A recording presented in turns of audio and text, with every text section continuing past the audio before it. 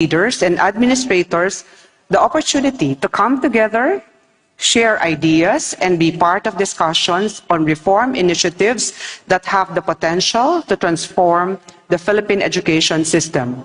I am just resonating with the opening remarks delivered by Dr. Betty Macan.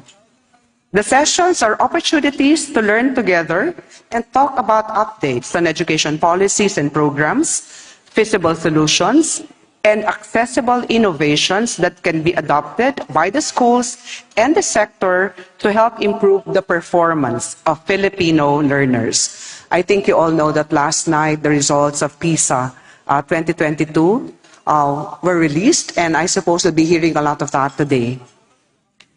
For this year's conference, we have consulted with various education experts and leaders to come up with sessions that will provide educators opportunities to take part and contribute to discussions and solutions that can help address the current challenges in the Philippine education system.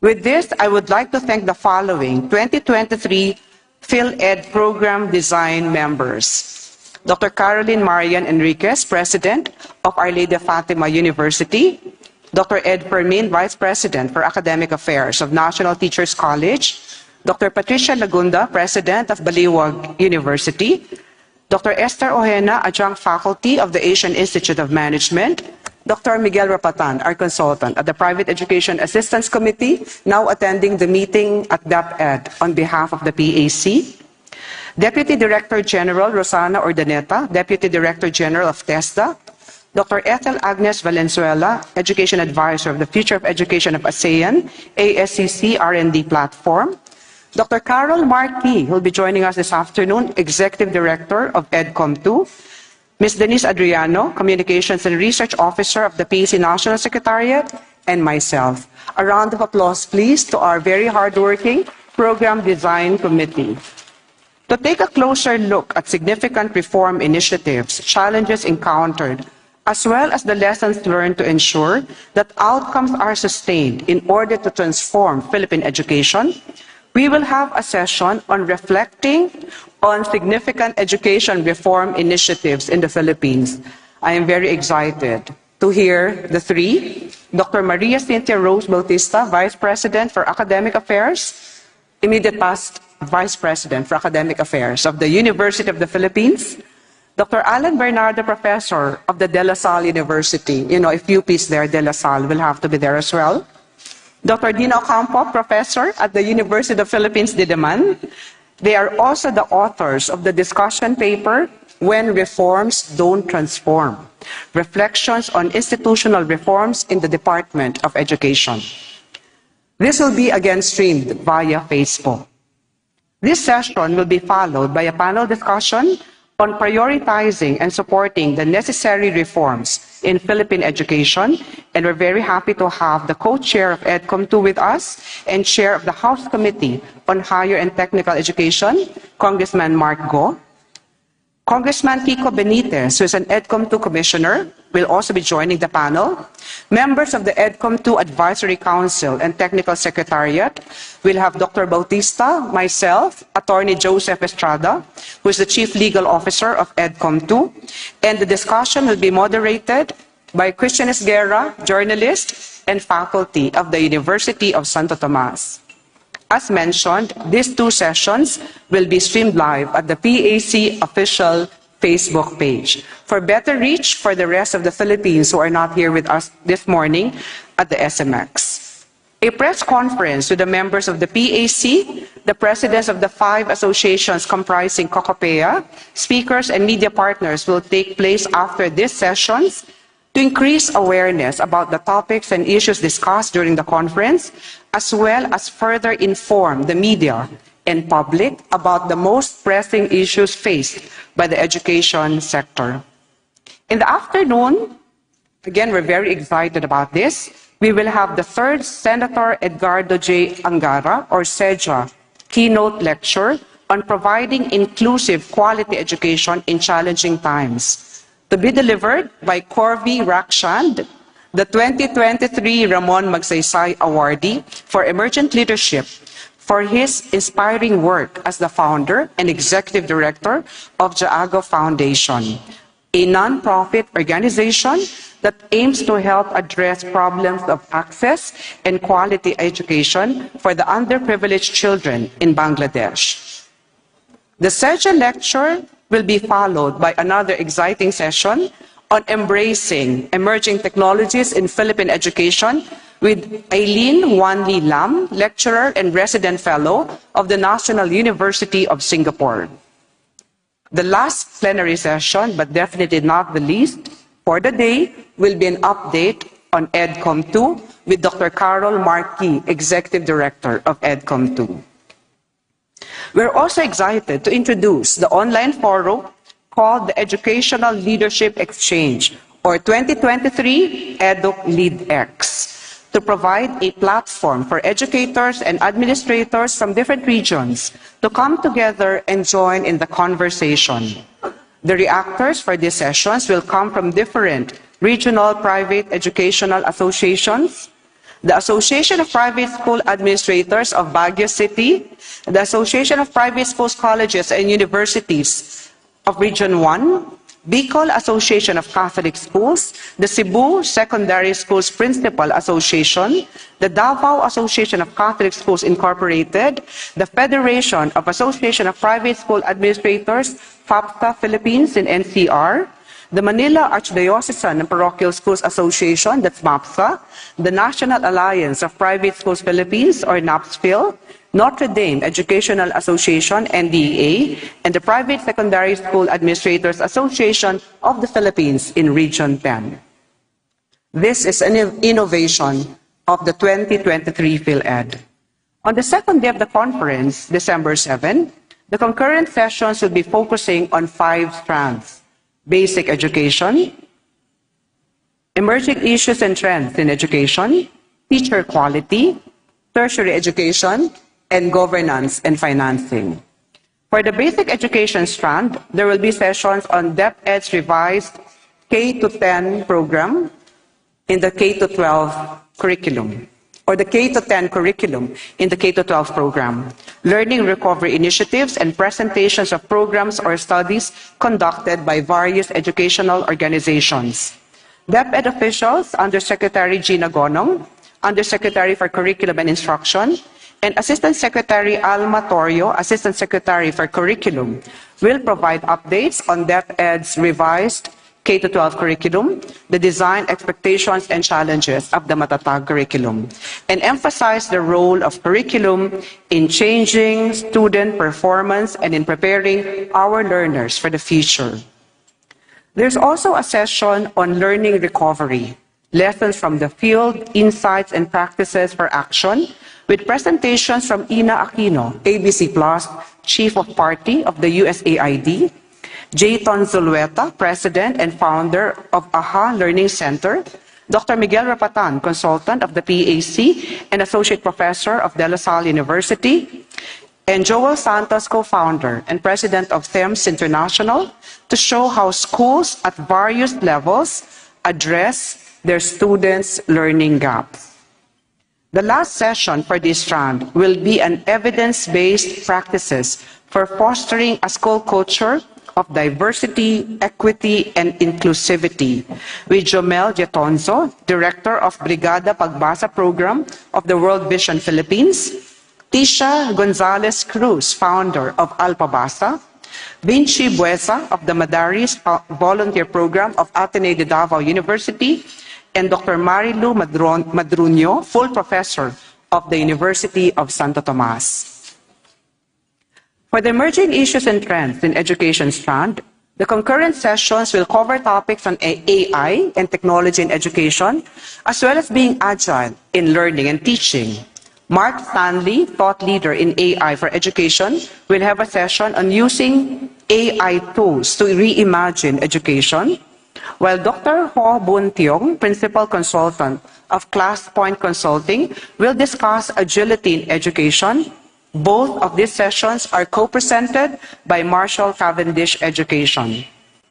The next session will be co-presented by Pythaverse on how schools' learning environment can transform digitally and smartly for better learning outcomes, with Trong Nguyen, founder of Pythaverse, and this will be followed by a session on digital transformation for schools with Father Gerard Maria de Villa OSB, Rector and President of San Beda College, Alabang.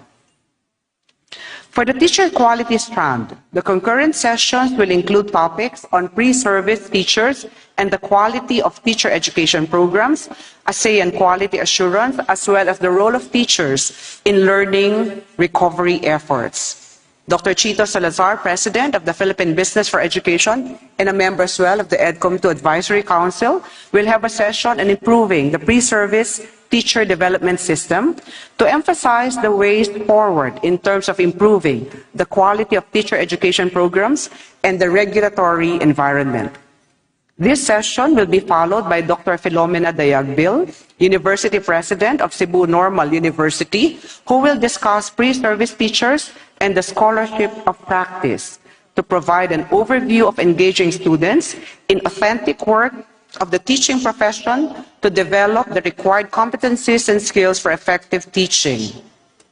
Dr. Gina Bonyor, Dean of the College of Education of Silliman University, will talk about teacher agency and learning recovery to emphasize the significant role of teachers in the learning recovery efforts.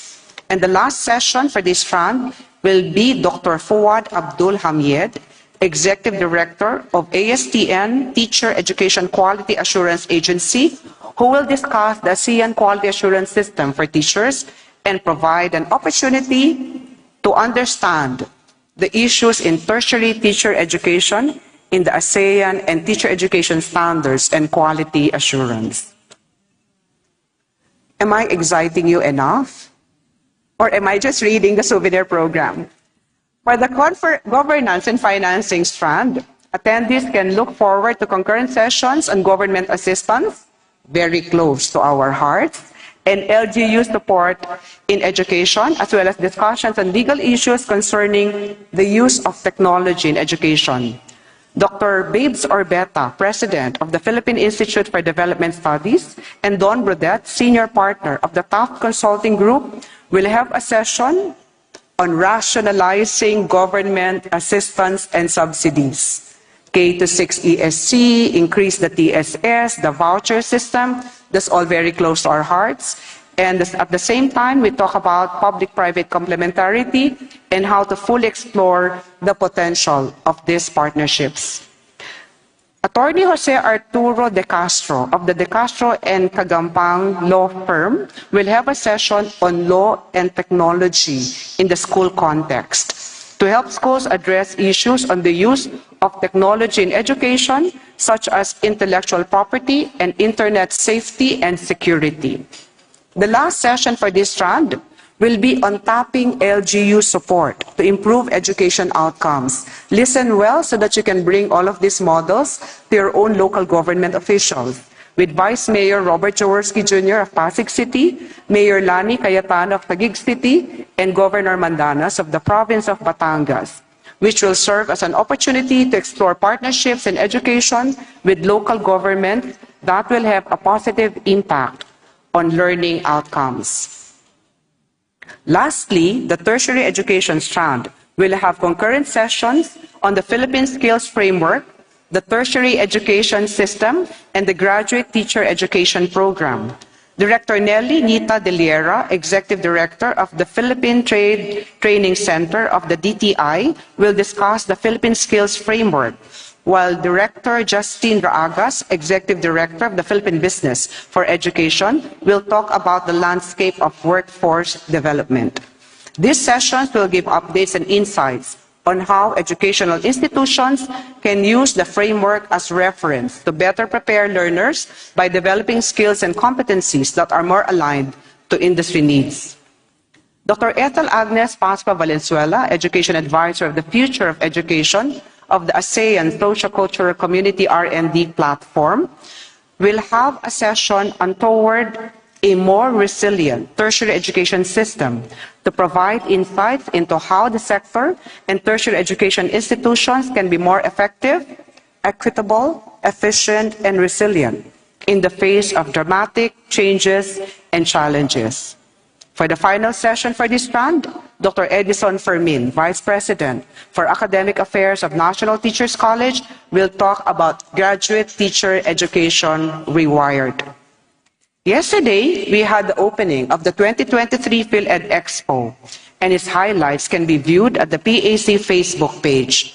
There were also pre-conference events which were by invitation, sessions organized by DIWA Learning System celebrating its 40th year in the Philippines, and as a partner of the PAC, Phoenix Publishing House, Rex Education, and Tech Factors Incorporated.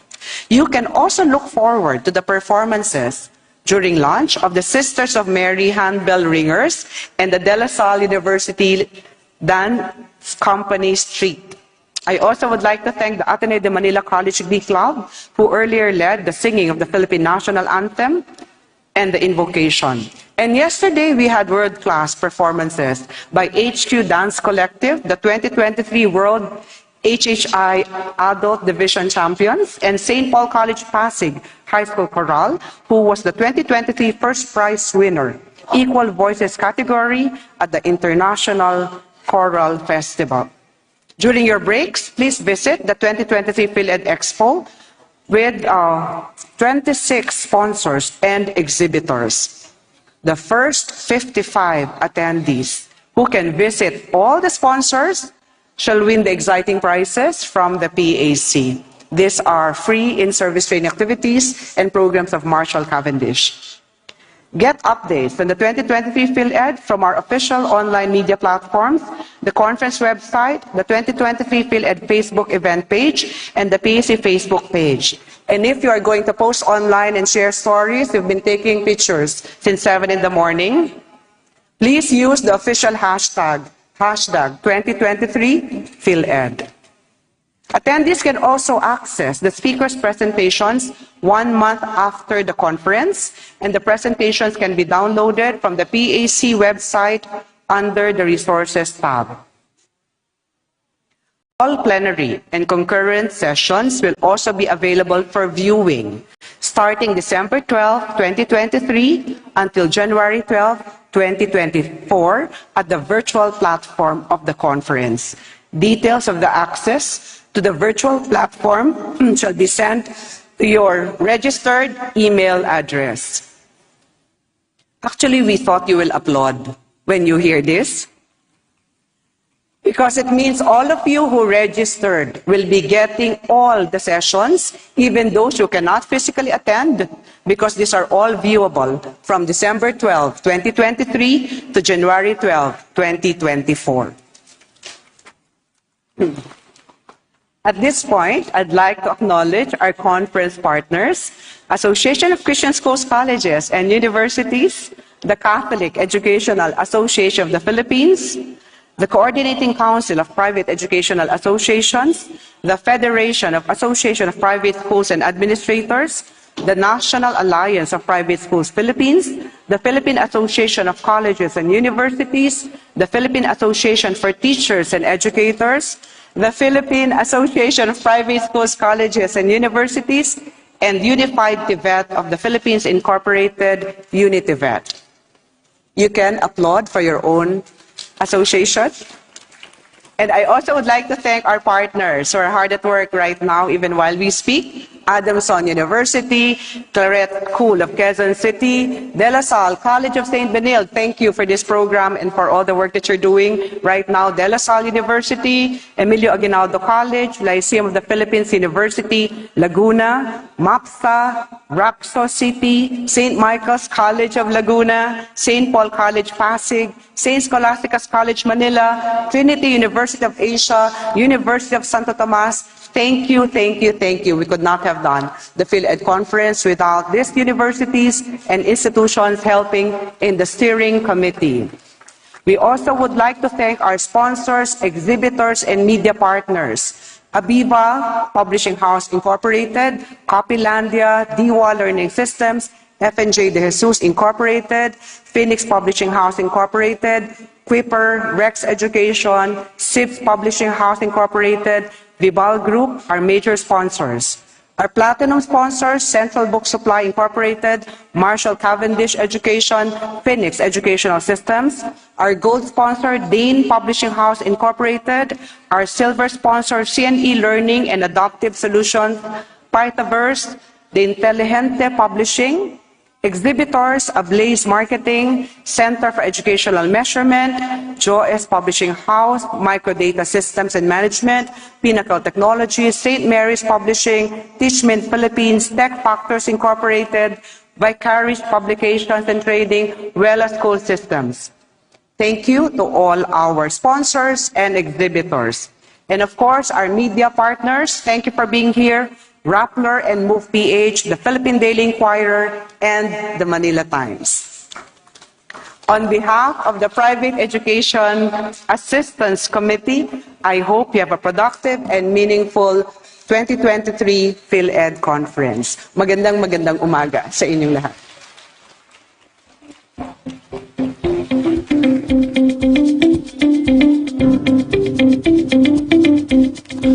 There have been a number of significant education reform initiatives in our education system. However, the same persistent issues are afflicting Philippine education. Why have reforms, changes, and even successes not sustained to transform Philippine education? To share their insights and reflections are three distinguished individuals from the academe. Dr. Cynthia Bautista is a professor at the University of the Philippines and a member of the Advisory Council of the Second Congressional Commission on Education, or EDCOM-2. Dr. Alan Bernardo is a distinguished university professor at De La Salle University and a member of the EDCOM-2 Standing Committee on Early Childhood Care and Development and Basic Education. Dr. Dina Ocampo is a professor at the University of the Philippines and a member of the EDCOM-2 Standing Committee on Higher Education and Teacher Education and Development. Please welcome Dr. Cynthia Bautista, Dr. Alan Bernardo, and Dr. Dina Ocampo.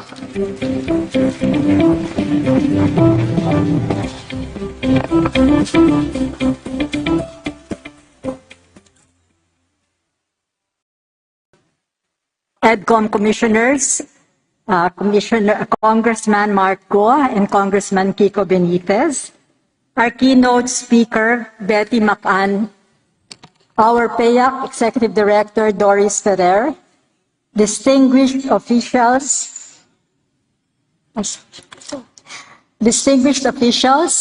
of the EDCOM Technical Secretariat, the different private school associations, the different educational institutions, colleagues and friends. On behalf of the three panel members, we are very happy to be here and a pleasant morning to you all. The task of our panel this morning is to share our reflections on education transformation since 2008, when the three of us were asked to deliver the University of the Philippines Centennial Lecture on Education in celebration of UP's 100th Jubilee. Focusing on persistent issues that plague basic education across numerous seasons of reform, our Centennial Lecture entitled When Reforms Don't Transform zeroed in on why reforms pursued on a larger scale than the usual pilot that showed impressive results and promise, had they been sustained, why did they not take root? Spread throughout the education field, iterate with implementation from one season to the next, and transform the basic education sector. I will start the panel presentations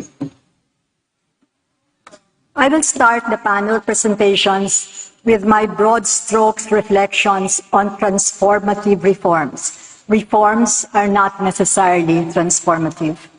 Alan Bernardo will discuss curriculum reform and learning. while Dina Ocampo will focus on teacher education reform.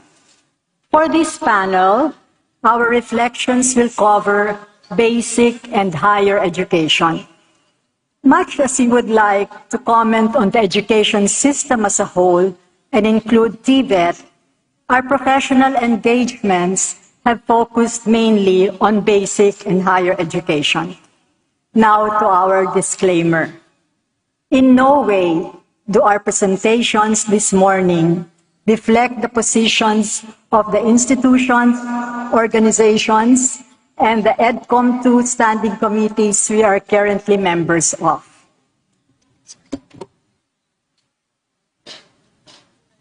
Let me begin my reflections by going back to the reflections in our 2008 Centennial Lecture. After numerous reform seasons, we ask why the issues raised by the Monroe Survey about basic education in 1925 were tirelessly repeated with additional issues, a question we continue to grapple with 15 years after when reforms don't transform. For instance, we flagged that learning remained at the margins of reform and not as central as it ought to be. All the reforms suggested by the major educational surveys since 1925 have been based on implicit frameworks about how students learn. However, the appreciation and understanding of such frameworks by our lead educational agencies, our schools, education stakeholders, and the Filipino public have remained superficial.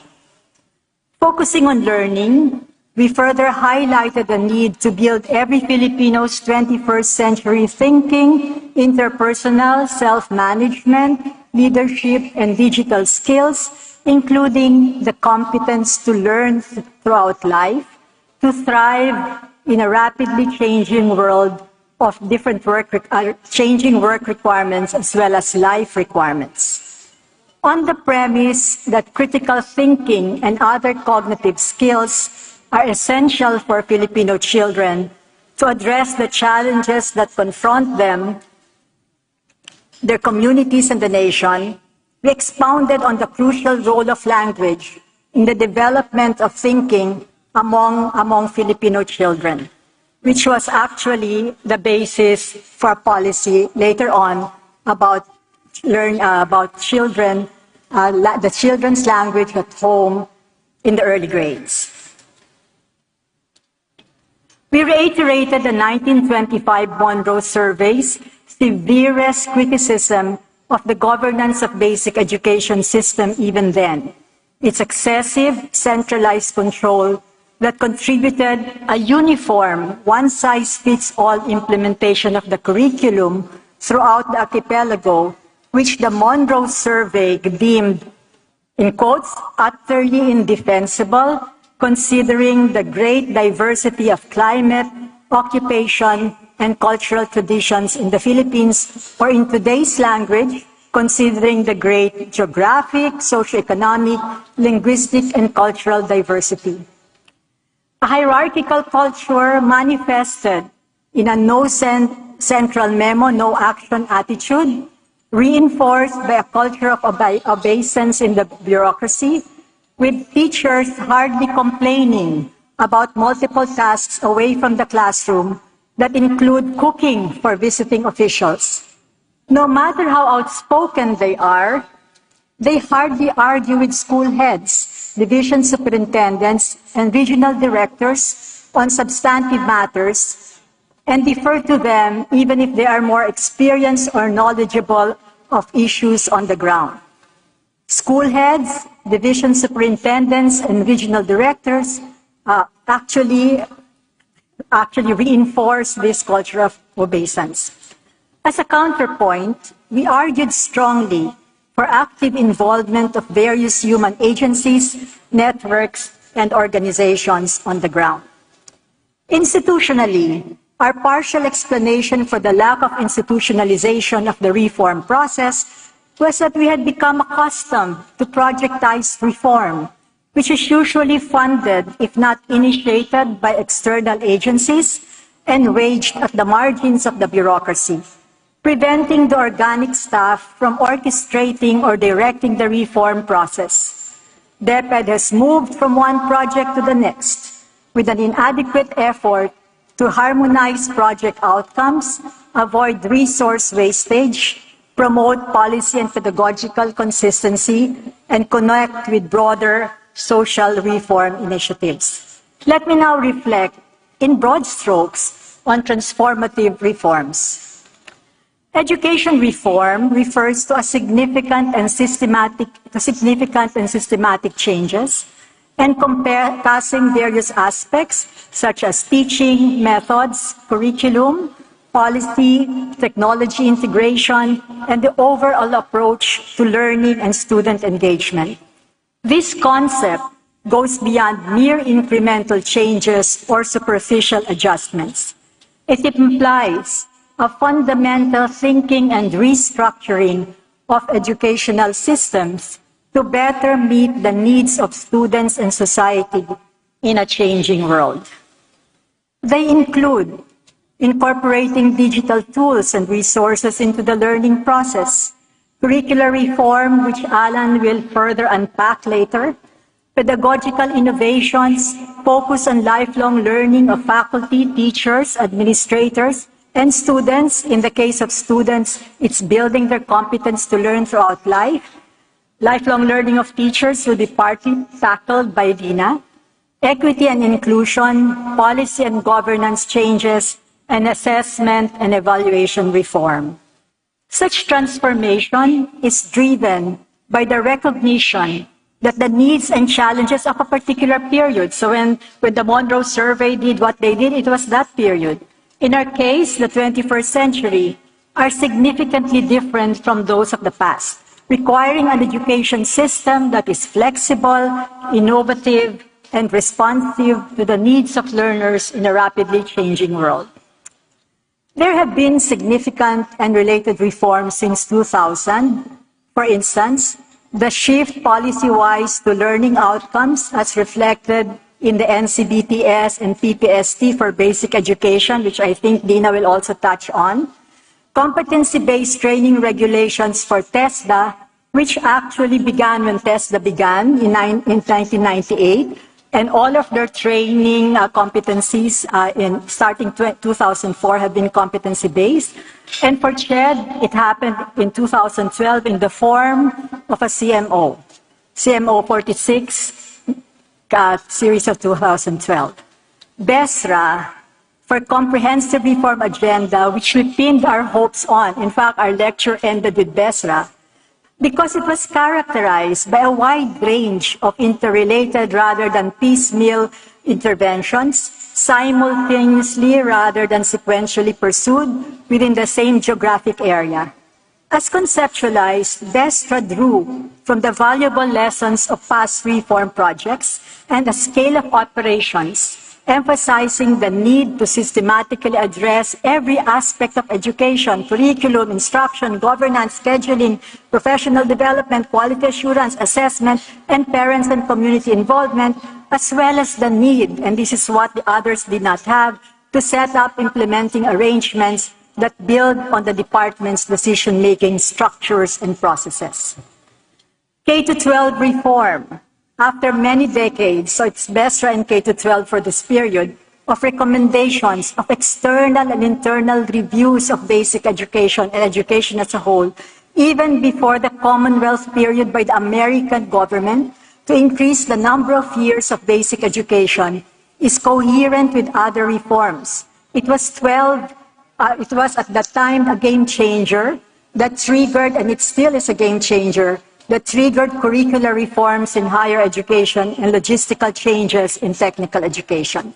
The question that bothers us is why reforms do not reflect in the learning outcomes of our students, and why 15 years after the promise of BESRA, it's still the case. Why? Let me share some random thoughts on plausible related factors, but before doing so, discuss some of the features of education transformation. First factor is reforms that transform require policy continuity. The commitment of education leaders in government to implement and carry out reformist measures, no matter how challenging, in consultation and together with implementers. The mindful and regular tracking of the reform as the basis of iterative changes. Tracking is so essential to any reform. A comprehensive review of the impact of the reform after a certain number of years to determine the next strategic plan. Now to plausible reasons why reforms do not transform. Implementation has been our Waterloo as a people, and this is not just a problem of education agencies or educators. We are used to making plans that incorporate contemporary discourses aligned with global discourse, but we're happy after the plans are made. I have always repeated this even long ago, that in the autobiography of Lee Kuan Yew, he said he and President Ferdinand Marcos Sr. were actually asked to make a plan. They did make a plan, but he looked at President Marcos and he thought that President Marcos was not thinking of its implementation. That is not a President Marcos problem. That is a Filipino problem. And not just his problem, it's also our problem. Being accustomed to piecemeal and projected reforms has not helped move us towards sustained implementation. I know there are many good-do-gooders among us with our own initiatives. Sometimes our initiatives actually can prevent sustained implementation that is tracked and revised accordingly. We naively assume that once the plan has been laid out in the language of contemporary discourses, it will be cascaded and implemented on the ground simply through memos from the top. In general, our weakness has been monitoring and assessing the impact of challenges. Take the case of COVID-19. All of us, at least in higher education, began shifting, but we have not really looked at all the strengths and weaknesses. What are the lessons we learned from our COVID-19 experience in a systematic way? For reform to be implemented relentlessly as it should be, leadership that is fully engaged in the reform with an army of reformists within the bureaucracy is essential. A second point, although there has been policy continuity in many respects, like in SBM has been there throughout, policy continuity broadly conceived to accommodate changes within the policy based on monitoring its implementation is itself constrained by several factors. Many new leaders, and this is just education, of Philippine institutions, and not just education, suffer from a reinventing the wheel syndrome. The ideal metaphor for changing the guards is passing on a relay torch regarding reforms, programs, and initiatives. A review of the state of policies and programs passed on to a new administration to determine how to proceed is hardly done, again, for many reasons. One is a mindset that excludes the effective implementation of reform initiatives of past administrations as part of one's legacy, because it may not be associated with a leader, is an often overlooked constraint. Maybe because it goes against human nature. Asking what will I be remembered for at the end of my term, in the beginning of a term, may lead a leader to focus only on related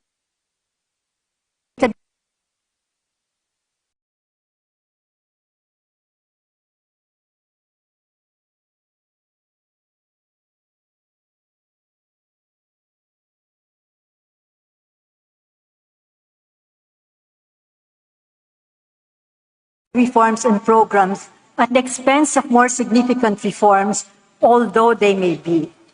Populist politics, or rather the lack of public appreciation for and impatience with evidence-based reforms that politicians are sensitive to, keep them from also taking root.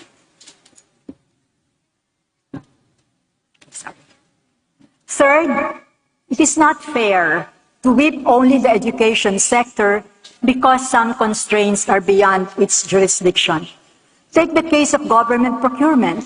Thankfully, there is now an ongoing effort on the part of the National Academy of Science and Technology to recommend amendments to the procurement law for education and scientific research. We have delays in procuring reagents in higher ed, in basic ed. You have problems in procuring materials, inability to procure the best equipment because we have eligible, undeserving constituents in higher education. Our penchant for credentialing makes us gloss over the quality of learning. Our parents don't care whether we learn and the quality is there as long as we get the diploma. This allows substandard institutions to thrive. Even the values we tolerate, forms of dishonesty that we normalize, values that undermine demands for accountability. I think we also know that there are some teachers who tell their students who are weak not to be there for not exams, showing the other children that, you're not exactly honest when you do your assessments. Finally, we still struggle to put learning and the learner at center stage. As we shared in our 2008 Centennial Lecture for Educational Systems that Transformed Successfully, the design and implementation of the reforms were guided by the strong purpose of improving student learning of the highest possible form. Specific reform activities such as designing alternative learning experiences, assessment systems, teacher development, and educational management processes support the core features of powerful learning environments. Unfortunately, in the Philippines, these courses on learning remain at the margins. The goals and processes of high-level student learning have never become Philippine educational reform's key organizing and unifying frame. Instead, most contemporary discourses of education reform have focused on addressing poor inputs and gaps in processes. In discussions about our poor learning outcomes and dismal performance in international examinations, such as PISA, which we will be discussing tomorrow, whose official results are out, the curriculum has been the whipping dog and is the first targeted for revision. Dr. Alan will nuance our usual discussion of curriculum reform in connection with learning. So, Dr. Bernardo.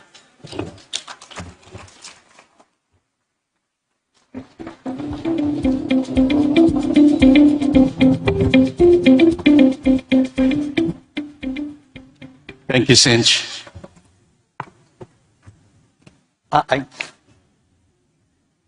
We asked Dr. Bautista to do all the greetings in our behalf. But good morning, everyone. But I'd like to personally thank the Program Design Committee of this event for inviting us to speak about education reform. As Cinch mentioned, it was actually 15 years ago when the three of us wrote that paper. So the prospect of, I'm hearing my echo. Is that bothering you?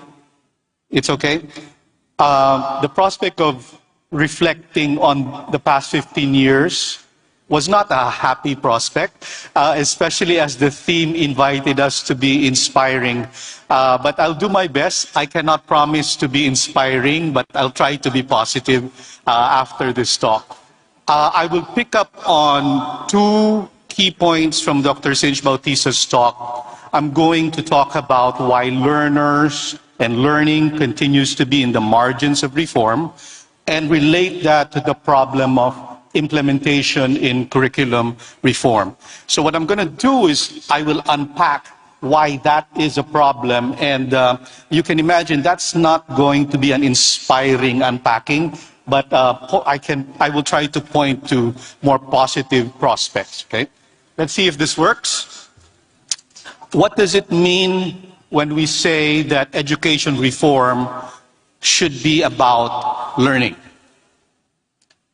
Well, bottom line, what else should it be about? But we should think about it. Let's talk about the reforms that have been going on for almost 100 years.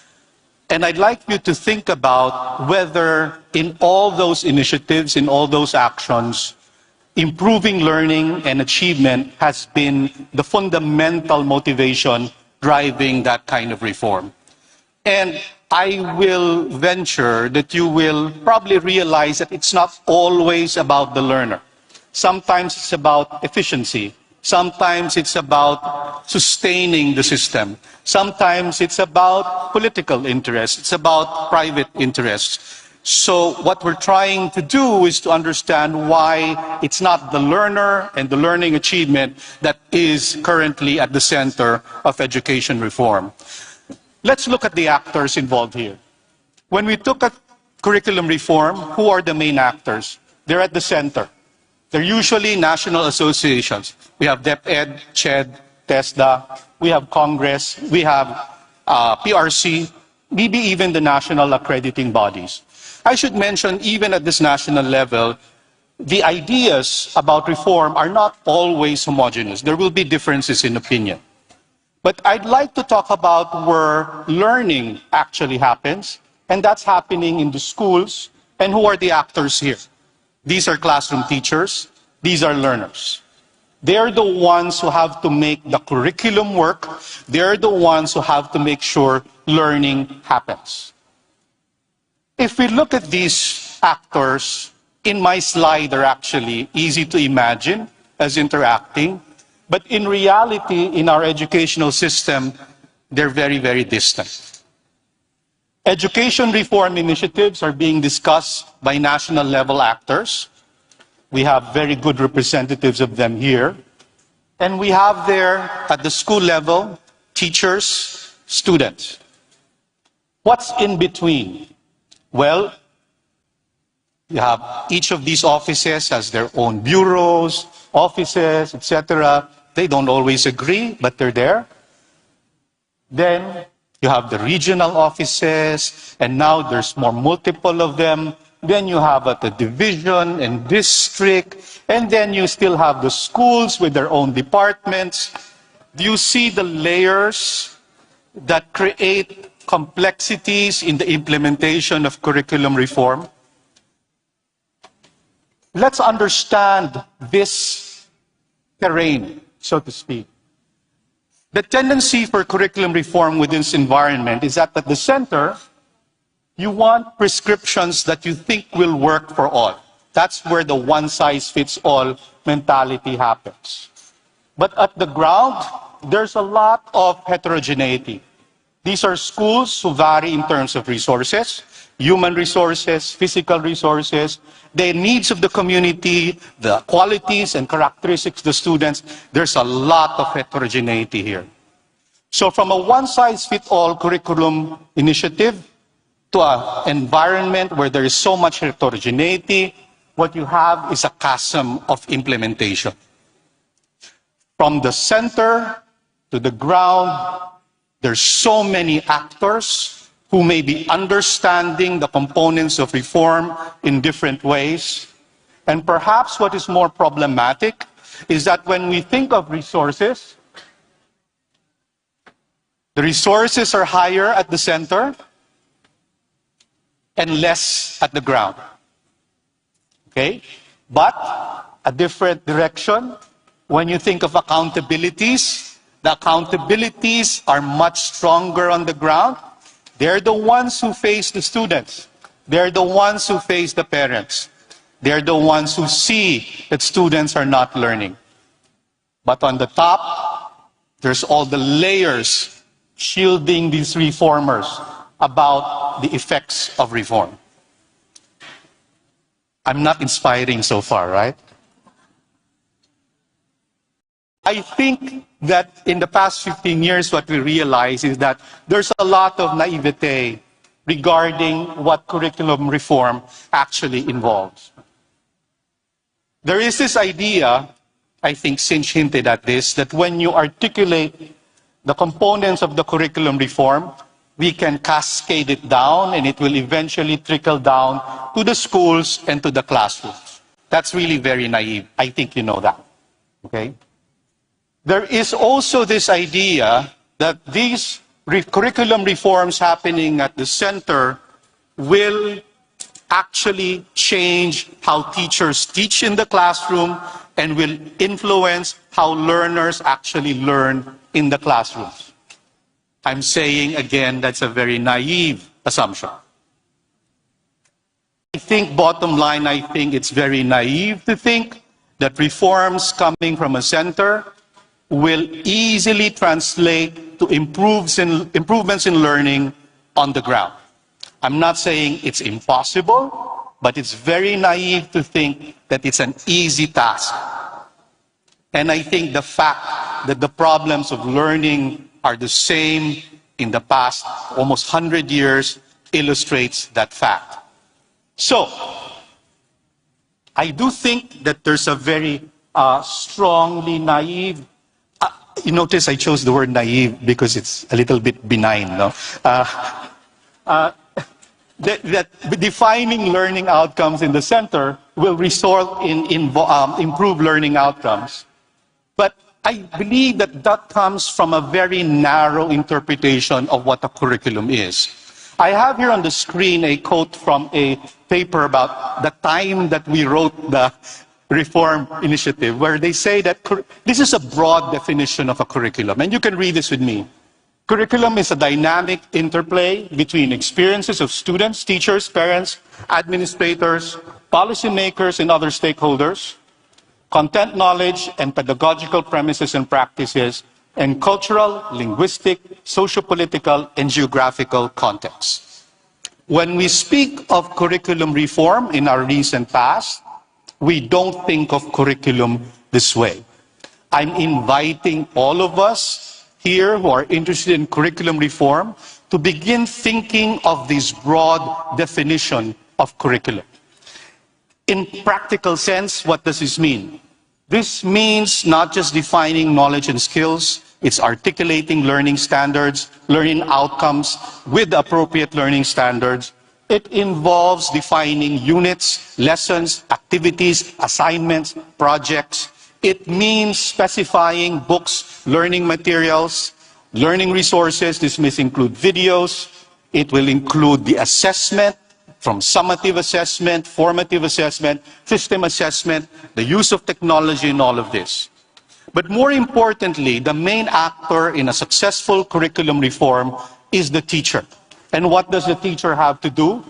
She has to plan and organize all these components just to make a student learn one particular learning outcome. The teacher has to do this every day, every lesson, every class that she has to teach. I think if we look at it this way, you will begin seeing why it's difficult to make learning at the center of educational reform. Because this is where learning happens in the curriculum. But what we do in curriculum reform is so far removed from the reality of the teachers. Now, I propose that we start having a more realistic perspective about curriculum reform. No? Still not inspiring, but this is a point of view that will make us less despondent, I think. We need to understand that curriculum reform needs to address diverse, divergent, heterogeneous understandings and resources on the ground. We need to ensure that at the outset, we understand the heterogeneity and the diversity for curriculum reform implementation on the ground. We also need to appreciate that curriculum reform will be variable. It's not going to happen in the same pace in all regions, in all divisions, and in all schools. Not only is the pace varied, I propose it's necessarily slow. We don't expect that the Matatag curriculum is implemented now, next year students will start learning better. For that matter, it's not realistic to expect that the K-12 curriculum will be resulting in changes in learning even now. We need a longer span for expecting that these reforms will actually affect student learning. We need to appreciate that teachers are the key actors in curriculum reform, and that if we do not support teachers in this curriculum reform, we will always see these reforms to be very limited. The last point is a bit long, but this will help us sober up. The effects of national curriculum on student learning can really be only observed if there is sustained support for teachers. And this is sustained support over many years. Hindi pwedeng urong-sulong. Hindi pwedeng tentative. This has to be consistent, sustained support to improve instruction, to implement the curriculum changes that we're prescribing. I think part of the difficulty of why learning doesn't become a more central part is because curriculum reformers, education advocates have many misconceptions about learning. One very important misconception is that if I cover it, teachers will teach it. So the idea of coverage means teaching, means learning. That's a very naive assumption. There are many other wrong assumptions, but I don't dwell on that. No? Instead, I would like to propose a more enlightened view of what actually happens in learning. We need to understand that learning is not simply collecting knowledge and skills in a linear sequence over time. Instead, we need to appreciate that learning is a myriad of processes that involve biological, cognitive, affective, developmental, social, and cultural processes, a lot of which happens outside the school. So we have a very naive notion that if the curriculum specifies this outcome, the teacher covers it, the student is going to learn. That is the most naive assumption that underlies curriculum reform in our country. Instead, we need to understand that for learners to actually learn, they don't just acquire facts, they don't just acquire knowledge. They need to build on their existing prior knowledge and even reorganize it.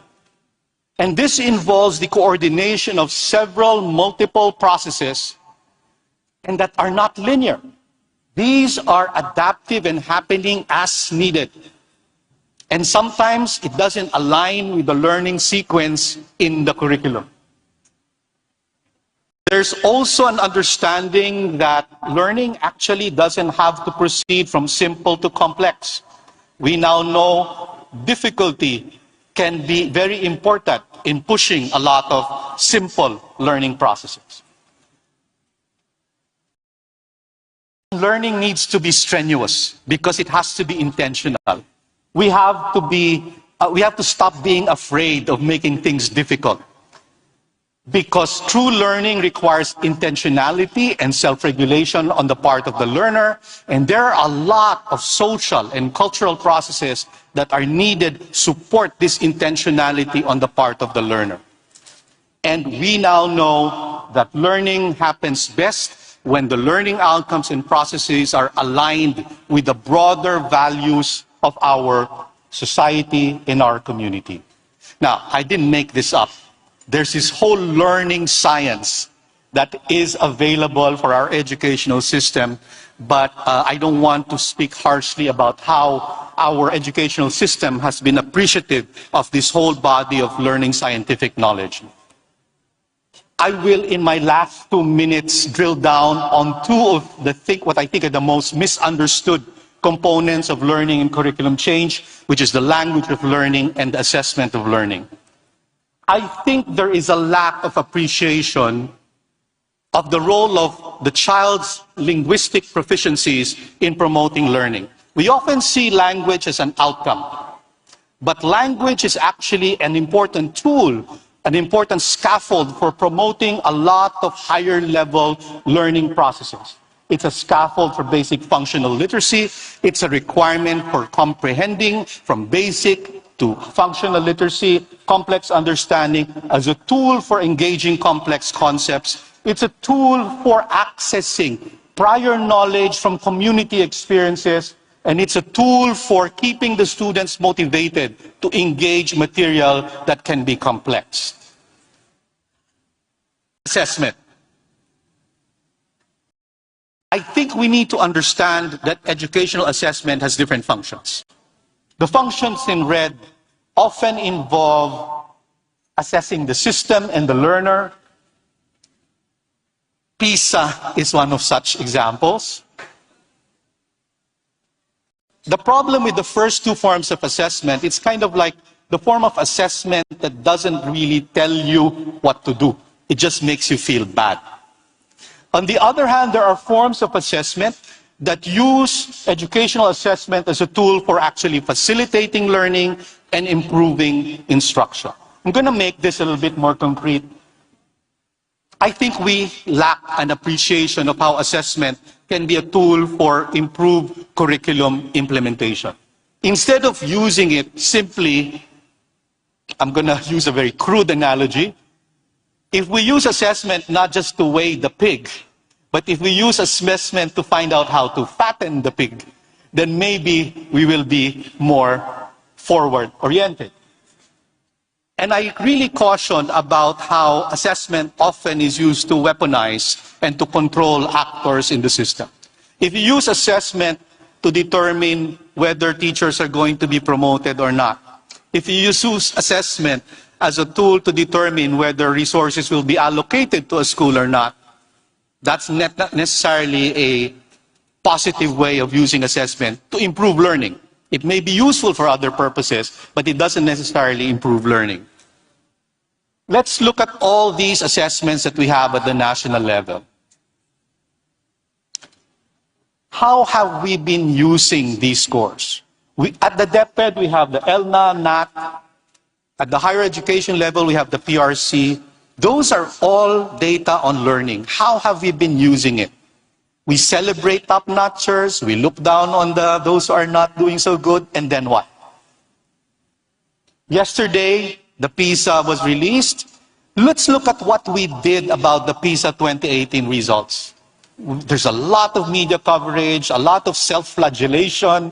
We'll feel bad, we motivate discussions, but how did we actually use the data from PISA? There are very few universities and research centers that actually try to dig down. How does DepEd actually analyze the data from all these assessments? How does PRC use it? Unfortunately, all of them are secret. How can we learn from these assessment data? I'm going to close now. Oh, sorry, I have to talk about quality assessment. Okay? Now, this is also a form of educational assessment, and I feel like accreditors have not really focused on student learning, but I'm hedging here because I do wonder whether accrediting bodies are the appropriate assessment for assessing learning. They may be more appropriate for assessing tools, but I am concerned about how ostensibly accreditation processes that are supposed to focus on learning outcomes actually translate as just having more forms that teachers have to fill up. Okay? Now, summary, this is what I try to do. I try to underscore how curriculum needs to be associated with learning and unpacking it in more detailed forms. And I talk about how this is really a problem of implementation because we have been very naive in terms of understanding what the implementation issues are. I propose that we shift from a very narrow view of curriculum to a broader view of curriculum in order to do an honest-to-goodness reckoning of the logistics of educational reform. And I talked about how learning becomes marginalized, maybe because of a lot of misconceptions. And I think I'm going to end with this point. Not inspiring, perhaps, but positive at least. We really need to rethink our assumptions about curriculum reform. Okay? I think Sinch mentioned that a lot of those assumptions were articulated in our 2008 paper. But maybe let's revisit them. And I think we need to ground curriculum reform with a more honest understanding of the heterogeneity of our educational system. When we think of reform, we're not Singapore. We're not a small island country that is very homogeneous in terms of resources and cultural qualities. We're a very diverse, heterogeneous system. We need to reckon with that and the logistics of reform. I propose that we try to recenter reform discussions, and mainly this is made, be honest, a lot of the reform initiatives were not about the learners. A lot of the reform initiatives actually fail the learners. They may be beneficial to other actors in the field, but maybe it's not too late. We should put the learners in the center again. Thank you very much for listening. I would now like to invite my colleague, Nina Ocampo, to drill down on yet another topic. Thank you.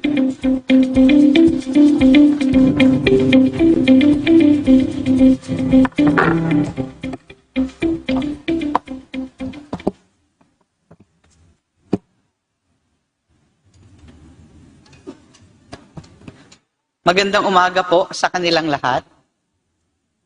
My name is Dina Ocampo and I'm very happy to be here. Thank you to the organizers for the invitation.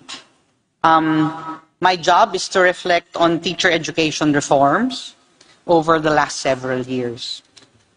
The aim of this paper is to discuss some reforms and their intentions, and to provide some insight on how these have influenced teacher professional development and ultimately learning. Some ways forward could potentially leapfrog aspects of education delivery in our nation, and these are also discussed. Whilst many factors impact on student learning, the most glaring of which are poverty and the lack of social protection and support for all children. But this is not the topic of my presentation today. That's for another day. My discussion will be about another very crucial factor, which Alan has already emphasized very strongly in his paper. And is this a factor that includes all of us in this room? And I think the notion and the acceptance that it involves us is crucial for any change to happen. And of course, we are all teachers in this room. Children and the rest of our nation's learners, whatever age they might be, cannot learn. I cannot wait. None of us can wait for another generation to enjoy our rights to good education.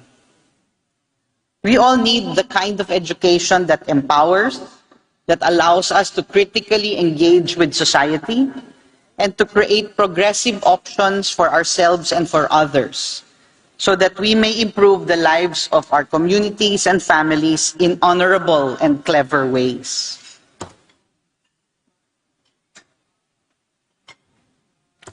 Historical data from the national achievement tests have consistently shown less than desirable results year after year. If we had paid more attention to the NAT data over these many years, we wouldn't need any international assessment to tell us that we can do better. Research on the improvement of learning outcomes have shown that vital contribution of teachers is very important. Another related variable is the capability of supervisors and school leaders to govern and manage all the participants and stakeholders that intersect in the school, namely learners, teachers, parents, local community leaders, industry, and other such stakeholders. United by common objectives, empowered teachers and capable school leaders that focus on student learning actually do these things. They enhance teaching skills, they improve content knowledge, They create better curriculum alignment. They increase the use of engagement and motivation strategies. And they have improved classroom management. And most important to me is data-informed decision-making or instructional decision-making is done in classes. And this is what creates positive change in our classrooms. We must pay attention to the frontliners of education, and these are teachers, supervisors, and school heads. Given the results of measurements of student outcomes, we all know that we have to address poverty and social protection for all learners. But at the same time, and in this context, we must also invest in the right kinds of teacher professional development initiatives. And the operative word is the right kinds. We need to draw from what the data tells us, what works with our teachers and learners, and build these into training programs.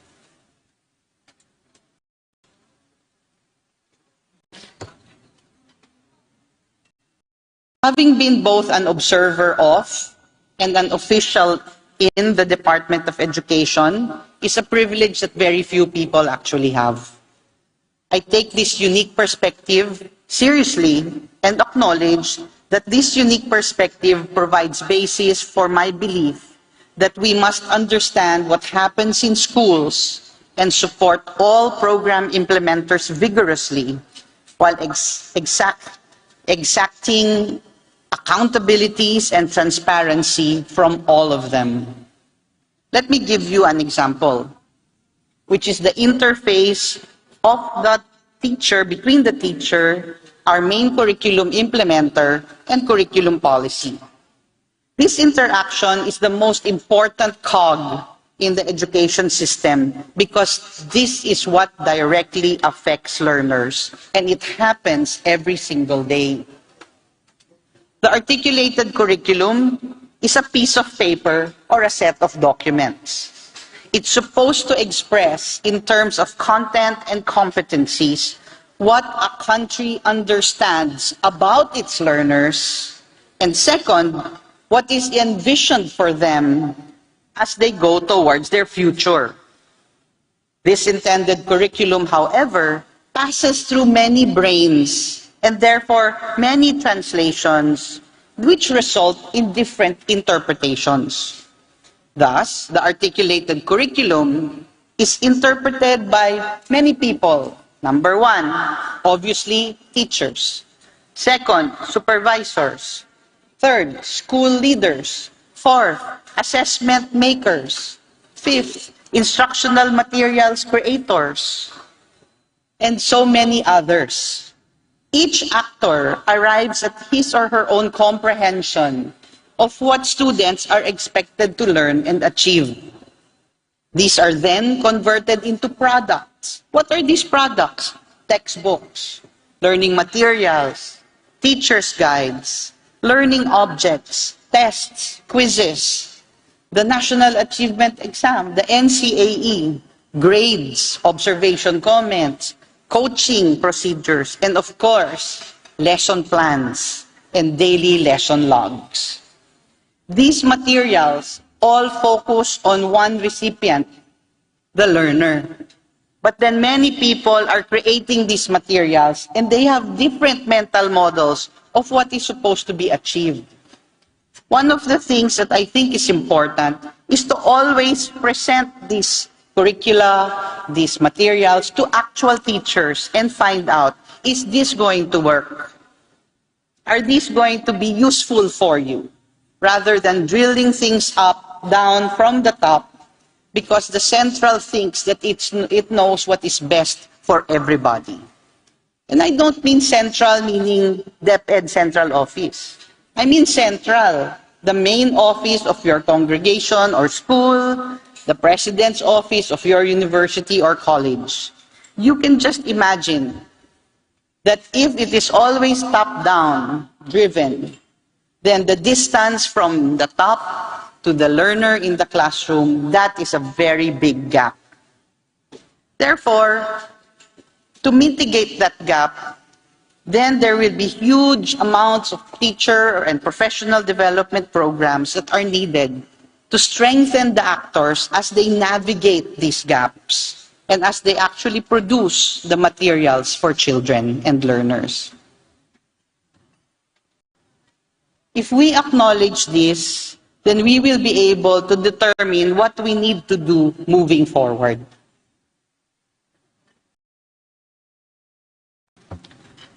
In 2017, the Philippine Professional Standards for Teachers, an updated iteration of the National Competency-Based Teacher Standards of 2009, the NCBTS was a product of BESRA, okay?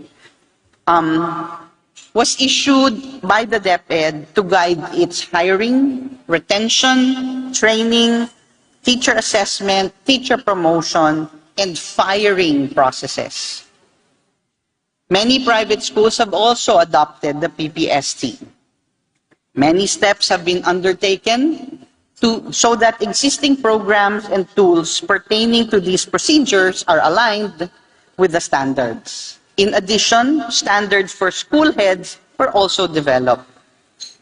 Presently, however, we do not know the effects or impact of the PPST on the improvement of learning outcomes.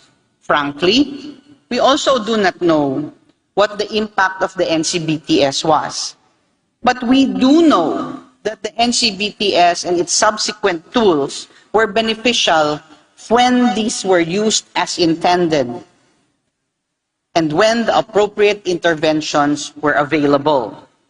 However, when they were not used as intended, unfortunately, they became matters of compliance.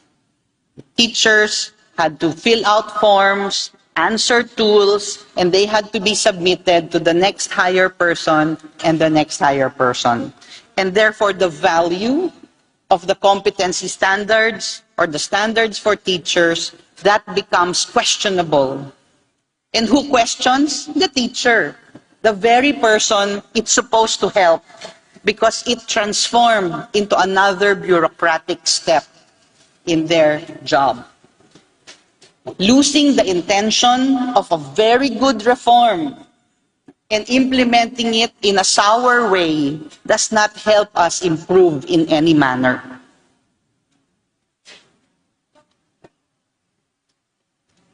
At the moment, there are also no studies on how NCBTS or PPST have elevated the hiring guidelines for teachers and how these have been used to train supervisors on how to mentor teachers so they can become more effective in the classroom.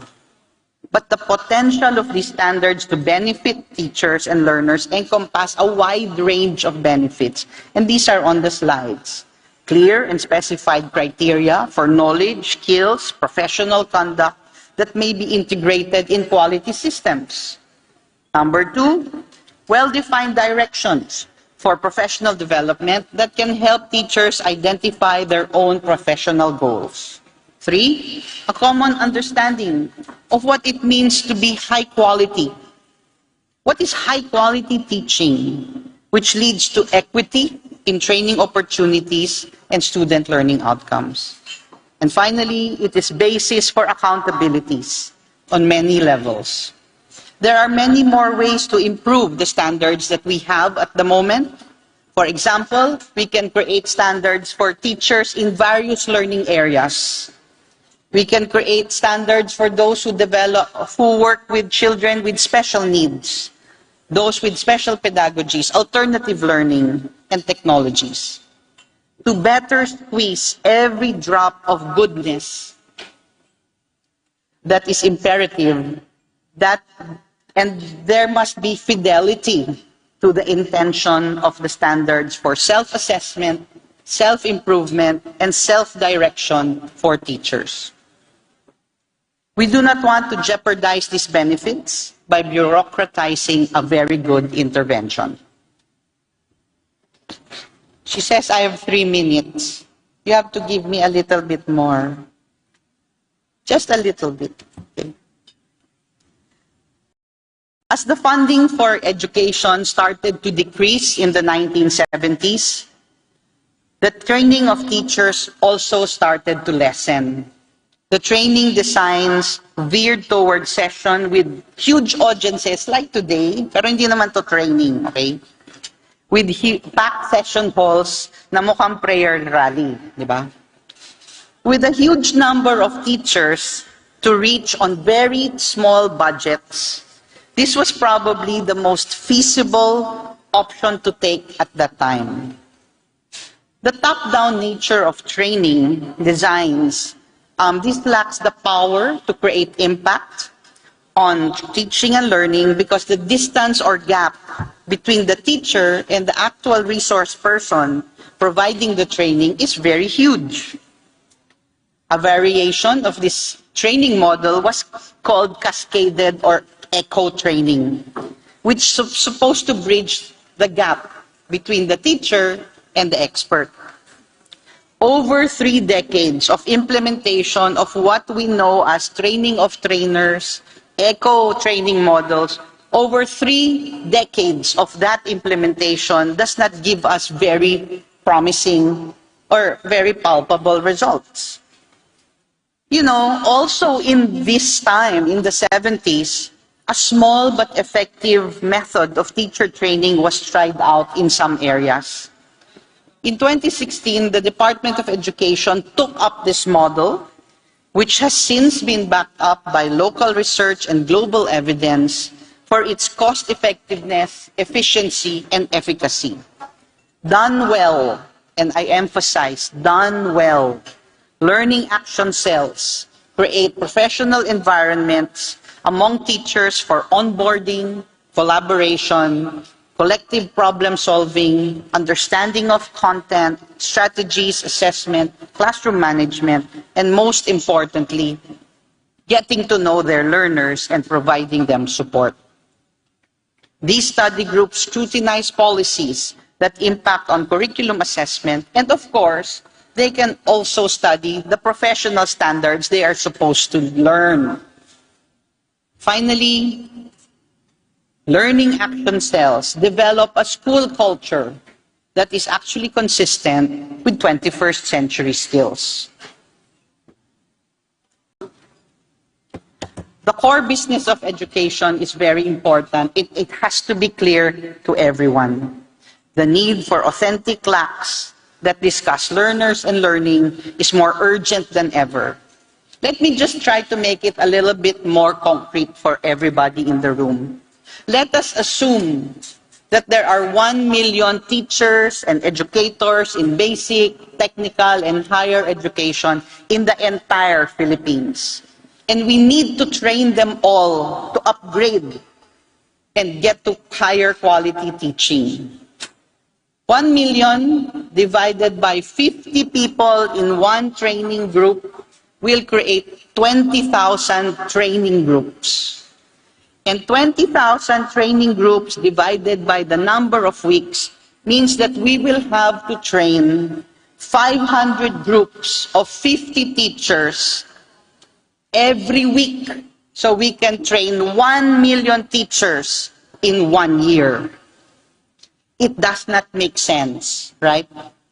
Massive training programs like that are actually going to be a waste of resources. Therefore, we should seriously consider to focus energies, talents, and resources to develop modalities that are actually effective and consistent with teacher standards and 21st century modalities. Teaching and learning comprise the core business of education. These will get the time and attention they deserve if we use learning action cells. The 2004 teacher education curriculum revised the 1994 program to integrate technology and developmental reading as core subjects in elementary education. It also revised the view on education by emphasizing that teaching and learning are socially mediated processes. And that socially mediated process is as important as the cognitive processes.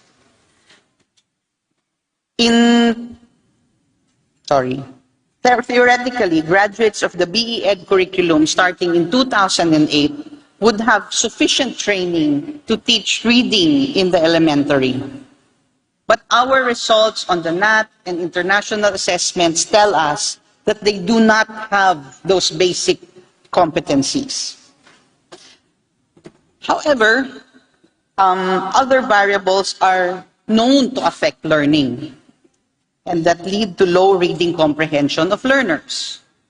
One of the strongest hypotheses is how the basic education curriculum skipped the foundational language of most children, which is necessary for building linguistic skills needed for meaning making.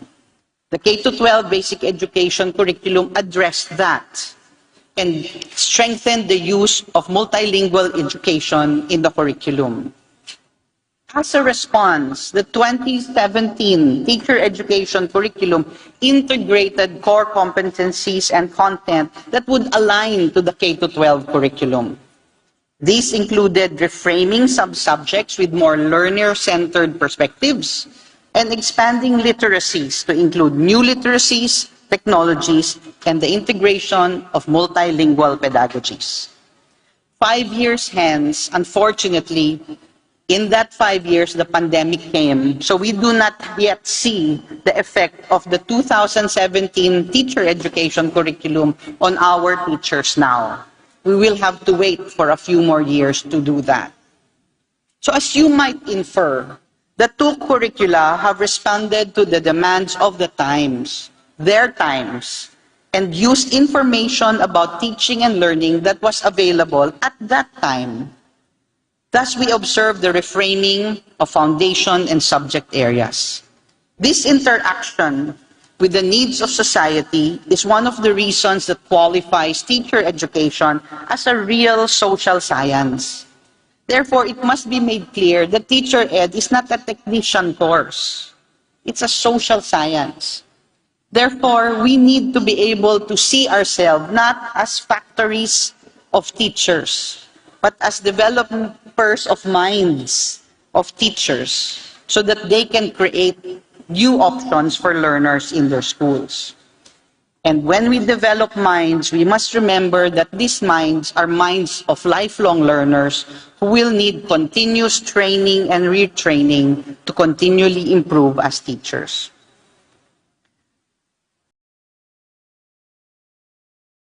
Quality education means that teachers realize that their instructional decisions and behaviors in the classroom, they bring about learning in learners, or they don't learn because of those decisions and behaviors. Second, teachers are engaged and committed to their own professional growth and development. And third, teachers should be supported so that they can do exactly that. To wrap up this discussion, because I'm over time, I would like to close by highlighting 4 things. First, we need to allow schools to assess what TPD is needed in their schools, what professional development is needed. Second, we need to activate and unleash the power of localized teacher development programs as soon as possible to real-life gains within the next few years. Third, we need to stop thinking that the creation of policy, such as curriculum policy and legislation, for that matter, will immediately translate into improved learning outcomes for anyone. Though not perfect, the sensible policies and programs that we have now are stifled by those that do not place learner and teachers in the center of the educational system. And fourth, we need to improve our TEIs, our teacher education institutions, and develop teacher educators very urgently. Maraming salamat sa pagkakataong makibahagi ng mga muni-muni ng isang tagalabas na dating tagaloob ng public education sector. At dahil sa pananaw na ito yung hopeful, Dr. Bernardo. Alam ko na may Kung may isang tunguhin, kakayanin ng sektor ng edukasyon na iahon ang mga mag-aaral at mga guro upang lalo pa silang maging magagaling. Maraming salamat at magandang umaga.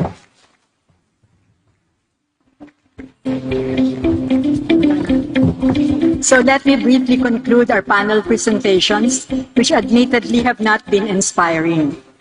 Whenever the crisis of education comes upon our awareness, it is always easy to whip the education sector, the curriculum, the teachers, the officials, and sometimes even the learners who may be deemed weak or stunted. While the weight of our accountability for learning in this sector is greater, because this is the heart of our mission, whether we are in basic education, or vocational education, or higher ed, accountability for addressing the issues that plague us are shared by institutions outside our sector and by our entire Filipino society, whether they know it or not. We share the common reality of beautiful plans aligned with contemporary global discourses that are not planned for implementation, that are not organized in phases with timelines, tracking, deliberations on how to tweak the implementation in context that is fed from the ground to national offices. Yesterday, we concluded a research conceptualization workshop of senior fellows of the President Edgardo Angara Fellowship doing policy research for EDCOM 2. Two of the projects Congressman Mark Go asked us to include so that it can lay the groundwork for a roadmap in the health and sciences and agricultural sciences. The national scientists and former UP chancellors responsible for mobilizing stakeholders concluded that as with education, many roadmaps have been previously drafted but remain unimplemented, to the point that the experts they are thinking of engaging us, who have become cynical, what is this for again? Done this before and nothing happened. So this time, our colleagues are going to make plans that are really meant for implementation.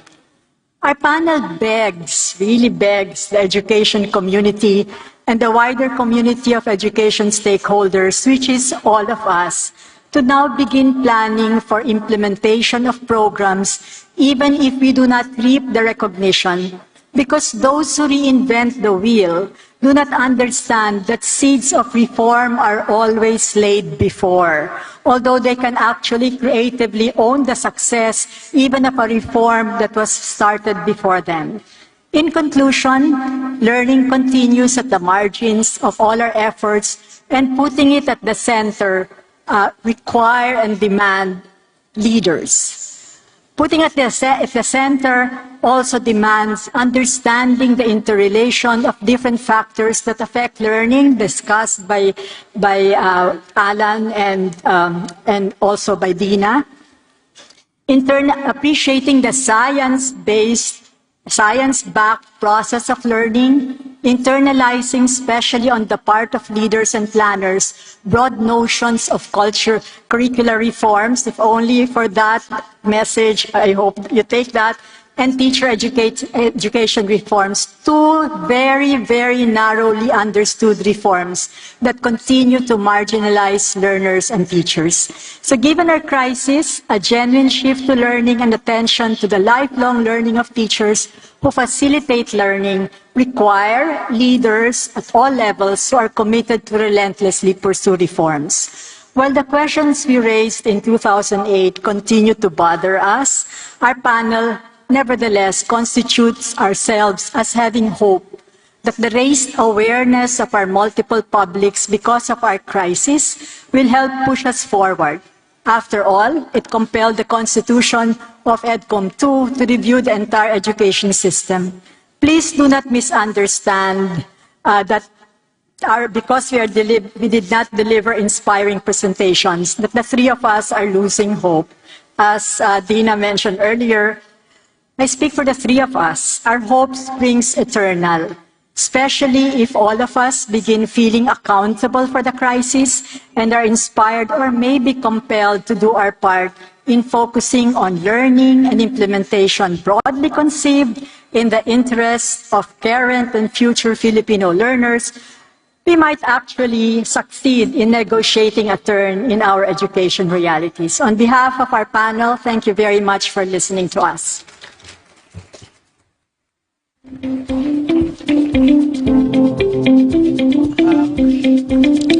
Thank you, Dr. Bautista, Dr. Bernardo, and Dr. Ocampo for your thought-provoking insights. Almost a year after EdCom 2 embarked on the challenging task of assessing and evaluating the performance of the Philippine education sector, what reforms have been identified so far, and how can they help transform Philippine education? Please welcome our esteemed panel of legislators and experts. Representative Mark Go, an EdCom 2 chairperson and chairperson of the House of Committee on Higher and Technical Education. Representative Jose Francisco Kiko Benitez, an EdCom 2 commissioner. Welcoming back Dr. Cynthia Bautista. Ms. Doris Ferrer, who is also a member of the EdCom 2 Advisory Council. And Attorney Joseph Estrada, the Chief Legal Officer of EdCom 2. The moderator of today's panel discussion is Mr. Christian Esguerra.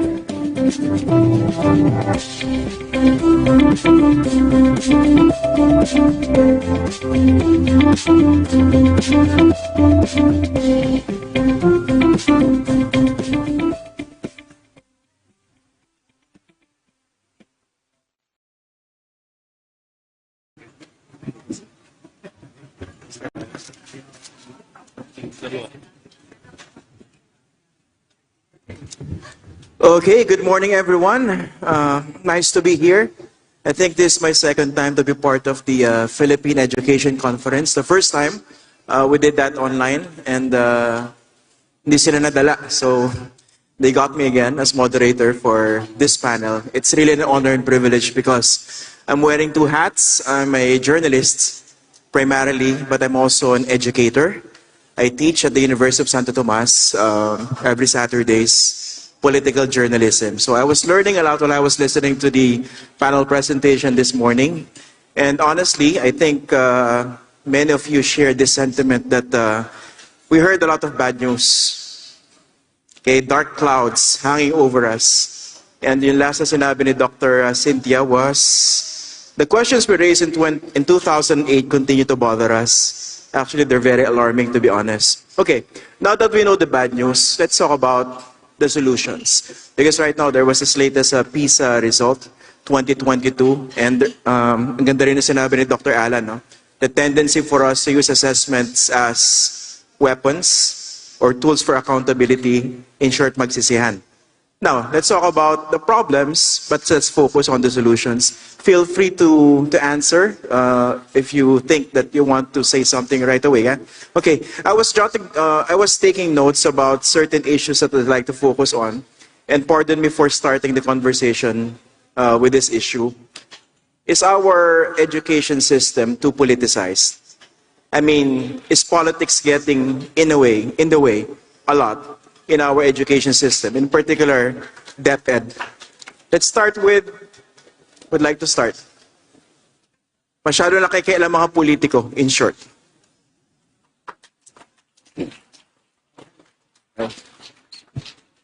Mukhang may ano. Okay. I didn't expect that. Dr. Cynthia po. So this is an off-the-cuff answer. You know, when I work with colleagues in NEDA and colleagues in the OST, I actually envy them because NEDA and the OST are at the margins of political interests, so they're not as politicized. There's a positive side to politicians who are actually involved in education, But when politicians, and we reviewed the third elementary education project many, many years ago, which was one of the successful stories that we wanted to put in our When Reforms Don't Transform. In the review, you have principals who can be removed because the politicians don't like them. And they're incompetent teachers who are introduced or put into the system. Scholarships, and this is not just for basic ed, this is also for TESDA and higher ed, and we sometimes talk about this. Ineligible scholars who get in because of the pressures, and this was when I was inside CHED, pressures to actually make a small education institution a university, because the politicians wanted to have a university that they are the ones who initiated, even if they're already very good in maritime. This is a school that is connected. So I guess we are more politicized than other institutions. But yeah. Okay, just to clarify, no, we're not blaming entirely the politicians because you guys have a very strong and important role in education. But the context of my question was, is it really getting in the way of proper policy making and policy implementation? Perhaps you could hear Attorney Erap.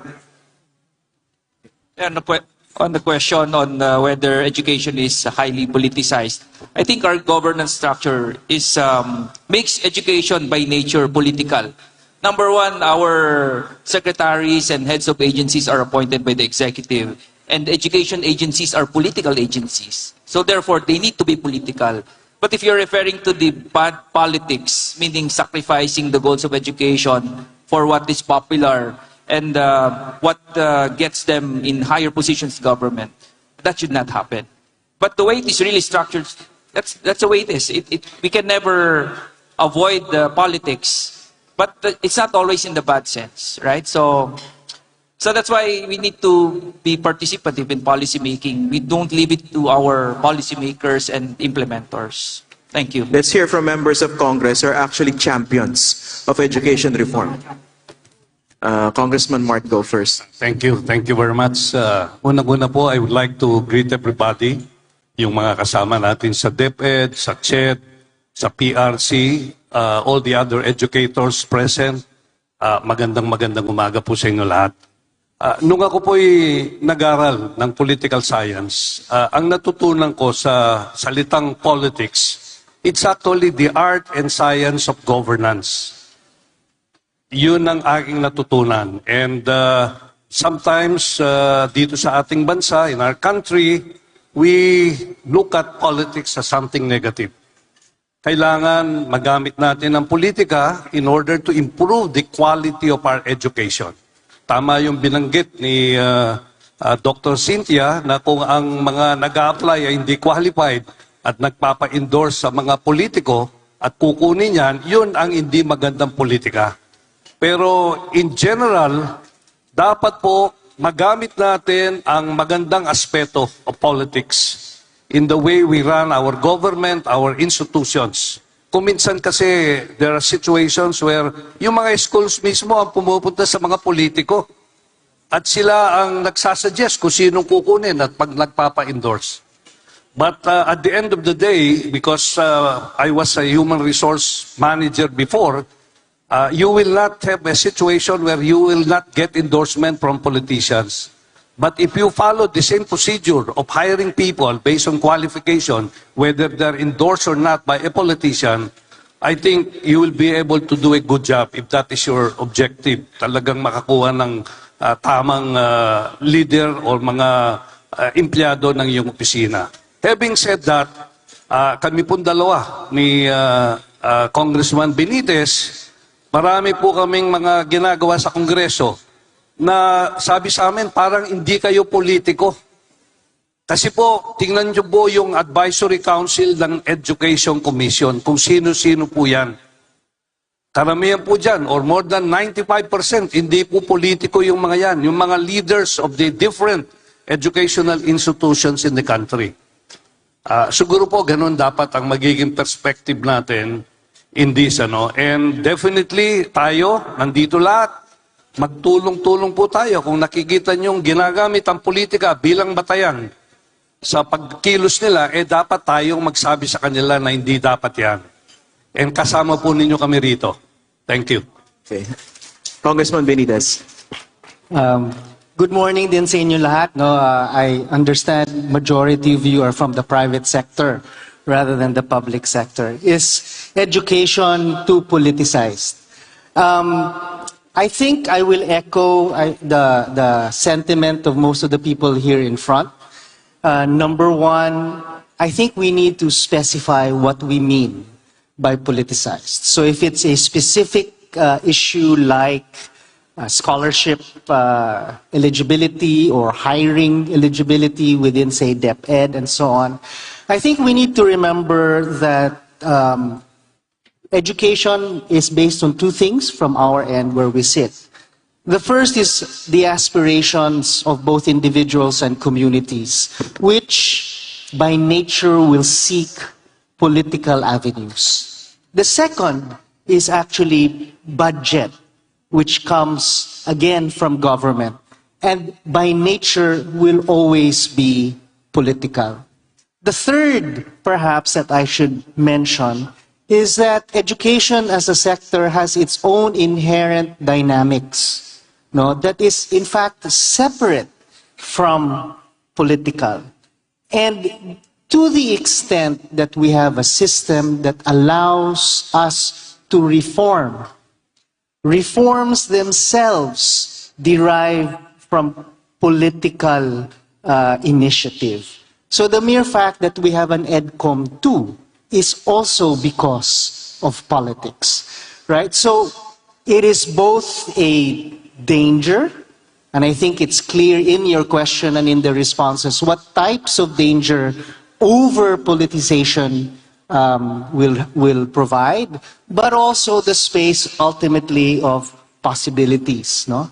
EDCOM 2 emerges out of a political response that says perhaps there is something that we need to do to tweak, no, our education system in order to improve it. But again, that is also a political decision, right? So it's a two-edged sword, and the key in the end, I think, is trying to balance those two aspects of our own context. Thank you, Congressman. Doris.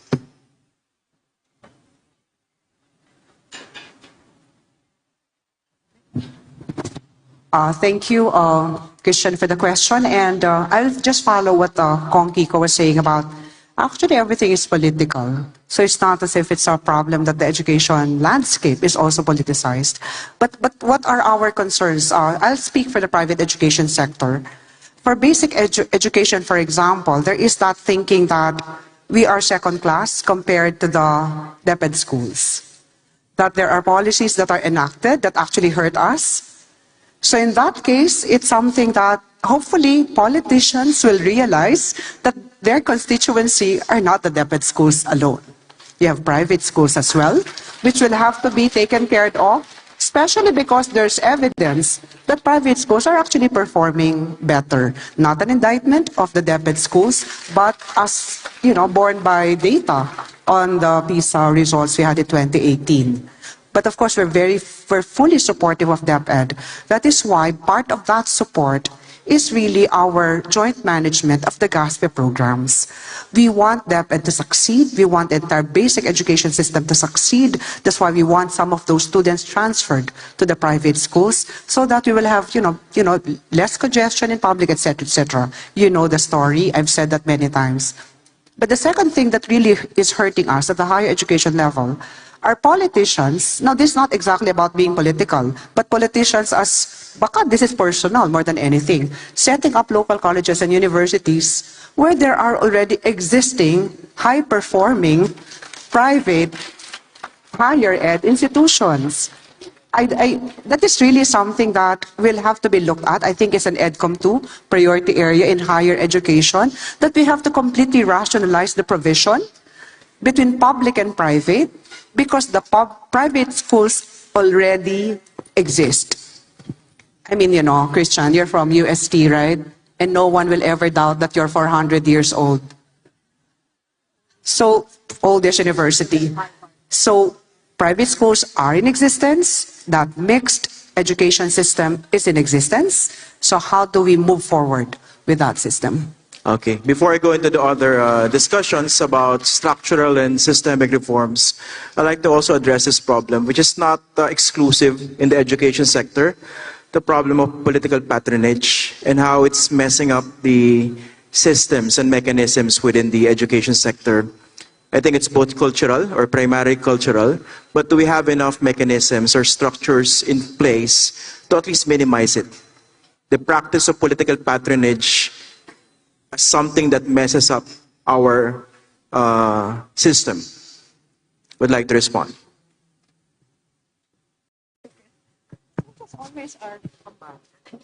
No, I guess I will just focus on political patronage in terms of the establishment of local universities and SUCs. I get EDCOM 2 now is actually mapping the different higher education institutions across the country. Mapping in terms of where there are many of them so that we will know where the gaps are. Because it's in the gaps that you will actually have to intervene, where there are too many of them, and then where it's not possible anymore to set up another institution. That kind of political patronage, I think, can be partly addressed by this particular study, hopefully, with EDCOM 2. Who else would like to respond?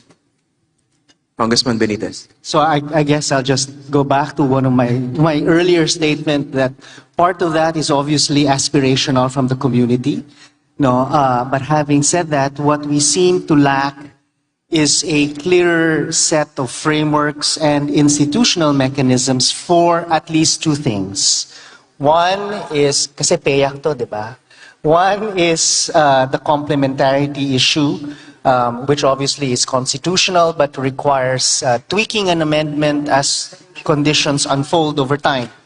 The second, in fact, is a larger scale human resource planning for the country that links up what we need in terms of A, labor, B, in terms of educational outcomes of the kinds of citizens that we want the system to create. And C, to minimize as much as possible any industry academe mismatches that does happen as time and history unfolds. So along those three avenues, it is actually quite clear that EDCOM 2 has created a couple of subcommittees to look into this. And on my right, obviously, the chairman of higher education has filed quite a number of bills, at least two, in the lower house to help us address these recurring issues and gaps in our institutions and mechanisms. One of which is, I think, the tripartite council, for example, that is designed to help us with A, complementarity, B, mismatch, and C, a kind of labor intelligence that can help us, in fact, decide and say, okay, in this locality, you don't need another LUC, right? We can try to improve access, for example, in this locality without having to go through the issue of opening an LUC. Without that, it's very difficult from the political side to tell a community you cannot have a community college, right? We have no basis, no evidence to say that your aspirations for better access has already been fulfilled by private colleges, for example, that are in your localities. The other one is obviously another bill that Congressman Go has already filed. Sir, ako na lang magkakampanya para sa'yo. Another bill that Congressman Go has filed, which is to expand, for example, the voucher system to allow further participation of private schools within the UniFast model. So nandun na po yan sa Kongreso. That's all part of the EDCOM 2 reform as we try to improve educational outcomes and access in general. But I don't need to speak for the chairman. The chairman can speak for himself. Go ahead, sir. Yeah, thank you. Thank you very much, Kong Benitez. Sometimes it's very difficult. We have 311 congressmen all over the country. And everybody in that Congress, each congressman would like to sponsor a bill that will give more access to their constituents to higher education. And in my committee, we have how many? More than 300 bills that were filed, creating or converting state colleges to become state universities. And some are new colleges and universities. So when we look at this, we deliberate on this. We have CHED and all other organizations joining, including those competing universities in those particular areas. But at the end of the day, most of these bills have been approved in the House, particularly in my committee.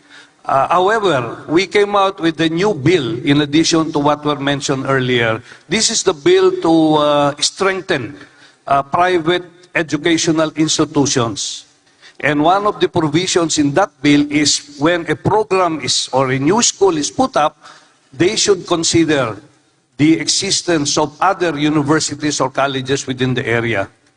And we see to it that there will be complementarity. And probably one of the provisions also include that even when a course is already offered in one university or college, this should not be offered anymore by that new college or university.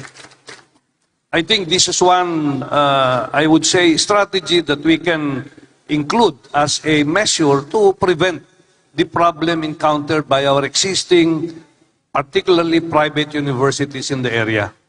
And second, as stated, we have this bill that has been approved already in the House. It's now in the Senate. This is the organization of a tripartite council. And the private sector in this council will play a key role. As a matter of fact, we have included the different private educational institutions as part of this, but through the recommendation of the EDCOM 2, we came out with a provision that the primary driver of this tripartite council will be the private sector through the so-called private sector job skills corporation, which is an initiative of the different corporations in the country. Ito po yun. Para masiguro natin that everything will be done in ensuring that curricular offerings of the different universities as well as the requirement of industry will be matched through these curricular programs that will be offered by the different private universities in the country. Ito yung isa para sa mga solusyon natin. Yung pangatlo, yun nga, yung ano yung nabanggit mo? Nabanggit mo na eh. So, this is the voucher system. One of the problems here is under the universal access to quality tertiary education, most of those that are benefiting from this are the public state universities and colleges. But we would like the student who would like to enroll, let's say, in a private school to make the choice by giving him the option. We have a voucher, let's say if the amount is 20, 40,000 pesos, he will have that voucher and he will decide whether he wants to go to a public university or a private university. Yun ang approach natin to ensure that there is complementarity in our effort in providing quality education. But by the way, what's the status of this proposed laws? These are all in the Senate. The two bills, the voucher system bill and the other, the tripartite council. And it's good that you also have champions in the Senate, right? Yes. Attorney Estrada. Yeah, just wanted to add on complementarity. You know, Christian, siguro ilang PhilEd conferences na pinag-usapan namin yung problem on complementarity. Nung nasa Cocopeya pa po ako, problema na namin. We're referring to the recognition of the government of the complementary role of the private education sector in the delivery of education in the country. So yung mga binanggit nila has been a recurring problem. No? So Marami pong iba dito, mga private colleges and universities na nagrereklamo na may tinatayong state university sa harap mismo nila, no? Sa katabi mismo nila. They need to compete in terms of enrollment, and you cannot compete with government because government funded yung school, no? So that's what we wanted to, in short, that's what we wanted to resolve. And talking about solutions, yung binanggit po ni Congressman Mark and Congressman Benitez, through the EDCOM commissioners have filed this bill that puts all of the state universities, all the colleges and universities under one governance system, meaning under the Commission on Higher Education. Kasi pag hindi natin ginawa yon, the localities, the LGUs can always establish their own local colleges and universities under the autonomy of local government. And SUCs can always be established by legislators, by congressmen, no? Without passing through the same process of establishment that we have in the private sector. So hindi po nakikita yung mapping na binabanggit kanina. Walang ganon, no? So we're hoping that through the bill that they filed, actually 5 po sila agad na nag-file, no? That's what they were saying. So now it's turn of the Senate to file the counterpart bill. So that's one of the low-hanging fruit bills that we have identified, that without waiting for an entire research or consultation process to finish, makapag-file na po kami, yun pong ginawa kagad nila. Salamat po. Doris. Just to add again, you were asking about political patronage. Now, I'll give you one program which we thought the way it was designed by the then DepEd, before the implementation of senior high school voucher program, was really meant to ensure that we do not have political patronage, and that is the voucher program. All grade 11, all grade 10 public were made automatically eligible. All ESC grantees were made automatically eligible because precisely we didn't want the program to be corruptible or to be subject to patronage. So that was something that we started in 16-17, and we'd like to commend DepEd, for really ensuring that the joint implementation of the ESC and the voucher program with the PAC is continuing to date. But what has happened thus far, some private schools, I mean, this is not exactly very good news, started, to my mind, gaming the system. Because all grade 10 public are automatically eligible, then that became a problem for in the voucher program. So right now, what is it that we keep on saying about this? Again, this should not be subject to political patronage, correct? But we should make sure that our institutions who are receiving government subsidies are quality assured. That was something that to date we have been telling DepEd and even the Senate and the House should be the way to go. The legislation being drafted now in the House, we already saw the phrase quality assured institutions. Only quality assured institutions will be receiving subsidies. Even the expansion to K-6, they talk about quality assured institutions. So it is an example of a program that was meant to ensure that it will be incorruptible. But as we went through the implementation, I think we also saw the problems. But the second thing that I'd like to react to is the statement of Congressman Gono about the voucher system that is part of the proposal now in higher education. So on top of TES is the voucher system. But for the voucher system to work, it will have to be anchored on choice, right? And for that to happen, the application process should be Feb, March, April, results out in May and June, so that before the enrollment, the students already know that they are voucher recipients. See, unlike how the TES is being implemented now, where you don't know, the school year has started, you don't know if your grantees are grantees. So again, we have a very good, we have the spirit of the law is correct, but the way it was implemented defeats, that principle of choice that should have been, what underlie, the voucher system. Okay, thank you. Now let's go to issues of structures, basically structural reform. We've been talking about this problem for so long, masyadong centralized yung DepEd, kanina pinag-usapan yung top-down approach. Let's talk about initiatives to somehow improve the system. So I mean, devolution, di ba? We've been talking about this since the 90s. Pero bakit ganun pa rin? Let's talk about efforts now. Let's start with Congress. To make it less centralized. Yes, personally I agree that we need to devolve certain powers to the regional offices. But we have to capacitate them in assuming this responsibility. As far as higher ed is concerned, for example, a particular school in a particular region wants to offer a new course. They have to go to the region, and after that, it goes to the national before it gets approved. So in that sense, it takes a long time. Now, in the bill that I have filed, actually, we have a sort of a structural improvement on this.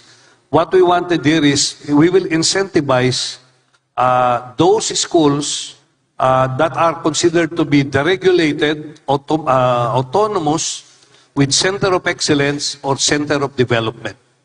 They don't even need to go to DepEd or to the Commission on Higher Education, whether regional or central office of CHED, to get approval. They will be empowered to offer courses if and when they are considered to be center of excellence or center of development, or considered to be autonomous and deregulated. Hindi po ba okay yun sa inyo? Mukhang ayaw nila yun, Okay, Dr. Bautista. Maybe just to continue the point of Congressman Go.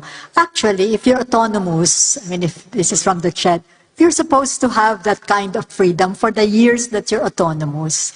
You can actually put up programs. Maybe it's another implementation concern, interpretation concerns too. I guess some of the autonomous institutions, they ask whether they can actually do this. And I get surprised. Why not? You're supposed to be autonomous.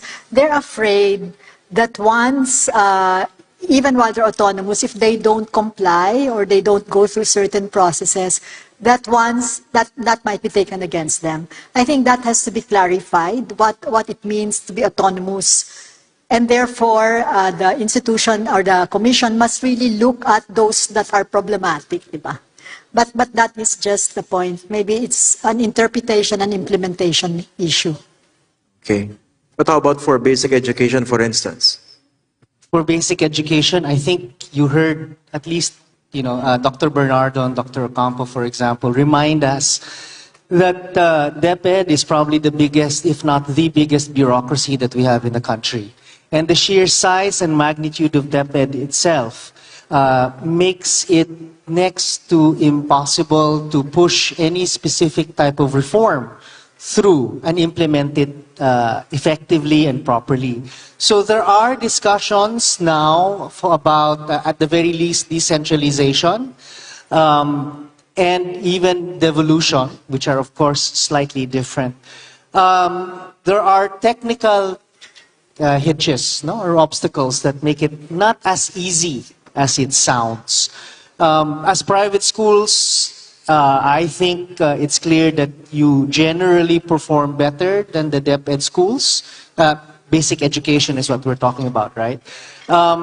And part of that, I think, is because as private schools, you are given the opportunity to be flexible and innovative in terms of your pedagogical approaches and so on and so forth, in a way that DepEd schools seemingly are unable to, in spite of, in fact, central government or DepEd Central, at least on paper, allowing that to happen on the ground, right? So part of the problem does not necessarily seem to be regulation, but part of the problem seems to be capacity on the ground. That's already been mentioned by both Dr. Bernardo and Dr. Ocampo.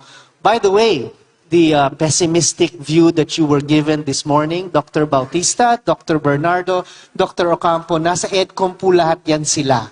So pinakikinggan ho namin yan silang lahat. No? Part of the problem is we are constitutionally mandated to ensure that education has the largest portion of the national budget, right? So finding ways to abide by that constitutional mandate while at the same time devolving or decentralizing as much as possible in order for local DepEd schools are what we're talking about. No? Local DepEd schools to have the capacity to be flexible, innovative, to ensure proper reform, so that they can push the kind of local, what did she call it, activity cells, for example, right? Or to have the capacity to have multiple curriculum mapping that is responsive to the very needs of the school-specific requirements, with the appropriate evidence and assessment that can push interventions and so on. All of these kinds of flexibility to be given to the local, whether it be the local school board or the division or the principal or the teachers in the classroom itself, ultimately. All of that is being discussed by EDCOM now, given whatever larger constitutional constraints we may have around giving budgets, right? And also taking into account pronouncements that DepEd already has made, right, vis-a-vis decentralization and the lack, in fact, of implementation in the regional, provincial, and divisional levels. Whether it requires further clarification on our part from central government and or new legislation, obviously, is part of what DepEd is currently discussing. But I think it's clear to everyone that the sheer magnitude and size of DepEd itself is an impediment, right, to pushing the necessary reforms if we are, in fact, going to respond to those slightly improved, nonetheless still abysmal PISA results that are going to be published, I think, this morning. Okay, Doris. Okay, may I just add, just so it will be me first before ERAP, no? Para maiba yung feng shui natin. Okay, so I sit in the Basic Ed subcommittee, no? And what are the things that we're talking about in Basic Ed? One structural reform that we're looking at is an independent assessment body that we should have, so that the system of assessment will not be lodged with DepEd, but with an independent body, so that we can have, to our minds, some more independence, possibly more credibility. So that is something that's being discussed. That's structural. Okay, but what is the other thing that, Sage was talking about, probably implementation or interpretation issues? This is something that we've unearthed, no, in all our meetings in the Basic Ed subcommittee. And a while ago, Dr. Bernardo was talking about it. The curriculum, in whatever conception everyone has at this time, be it the most limited or the most expansive, is always the whipping boy. When something goes wrong, change the curriculum.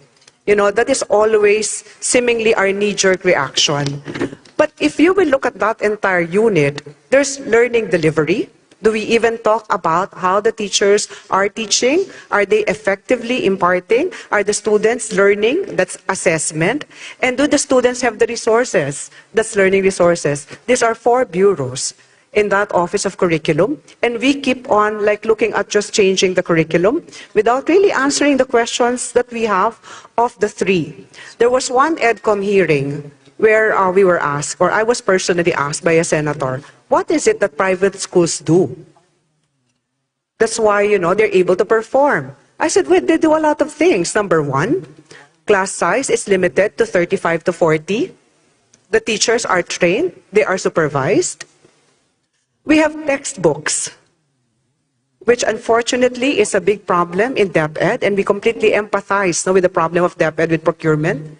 We do assessment. Some of us actually even do external assessment, not teacher-made, but external assessment, just so we can check on the performance of our students. That's why when Dr. Bernardo was saying, we can't seem to wrap around our heads, focus on the learner and learning outcomes, totoo yun eh.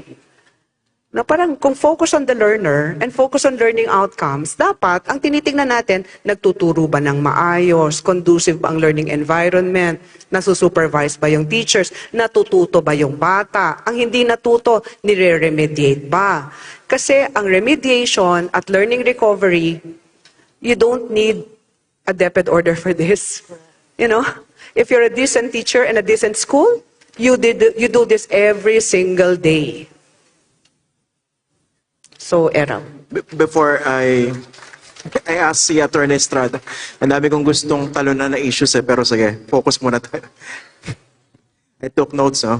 We'll move on dun sa issues na yan. Hindi natin papakawalan yan. Okay? Yung reinventing the wheel syndrome, and then yung teacher capacity, no? Pero kay Attorney Estrada, before you respond, pakidagdag na rin po yung sagot dito sa tanong na ito, no? Parang binanggit nila Congressman yung do we need to change to amend the Constitution? Do we need new laws? Or are there enough policies within the DepEd to actually fix some of the problems with too much centralization? Ano ba yung pwede natin gawin na ngayon na? Okay, I think when we talk about decentralization as an issue, hindi na dapat pinag-uusapan yon because the law, RA 9155, since it was enacted, already provides for decentralization of governance of education. So it creates a central office, the regional, the district, down to the school level. But I think talking about decentralization, we should expand it not only to the government offices in charge of education, but also in a way decentralizing or devolving it to the private sector. And we have a different term for that in the private sector. We call it reasonable supervision and regulation, meaning the government allowing us to run our own schools, to run the internal affairs of the schools.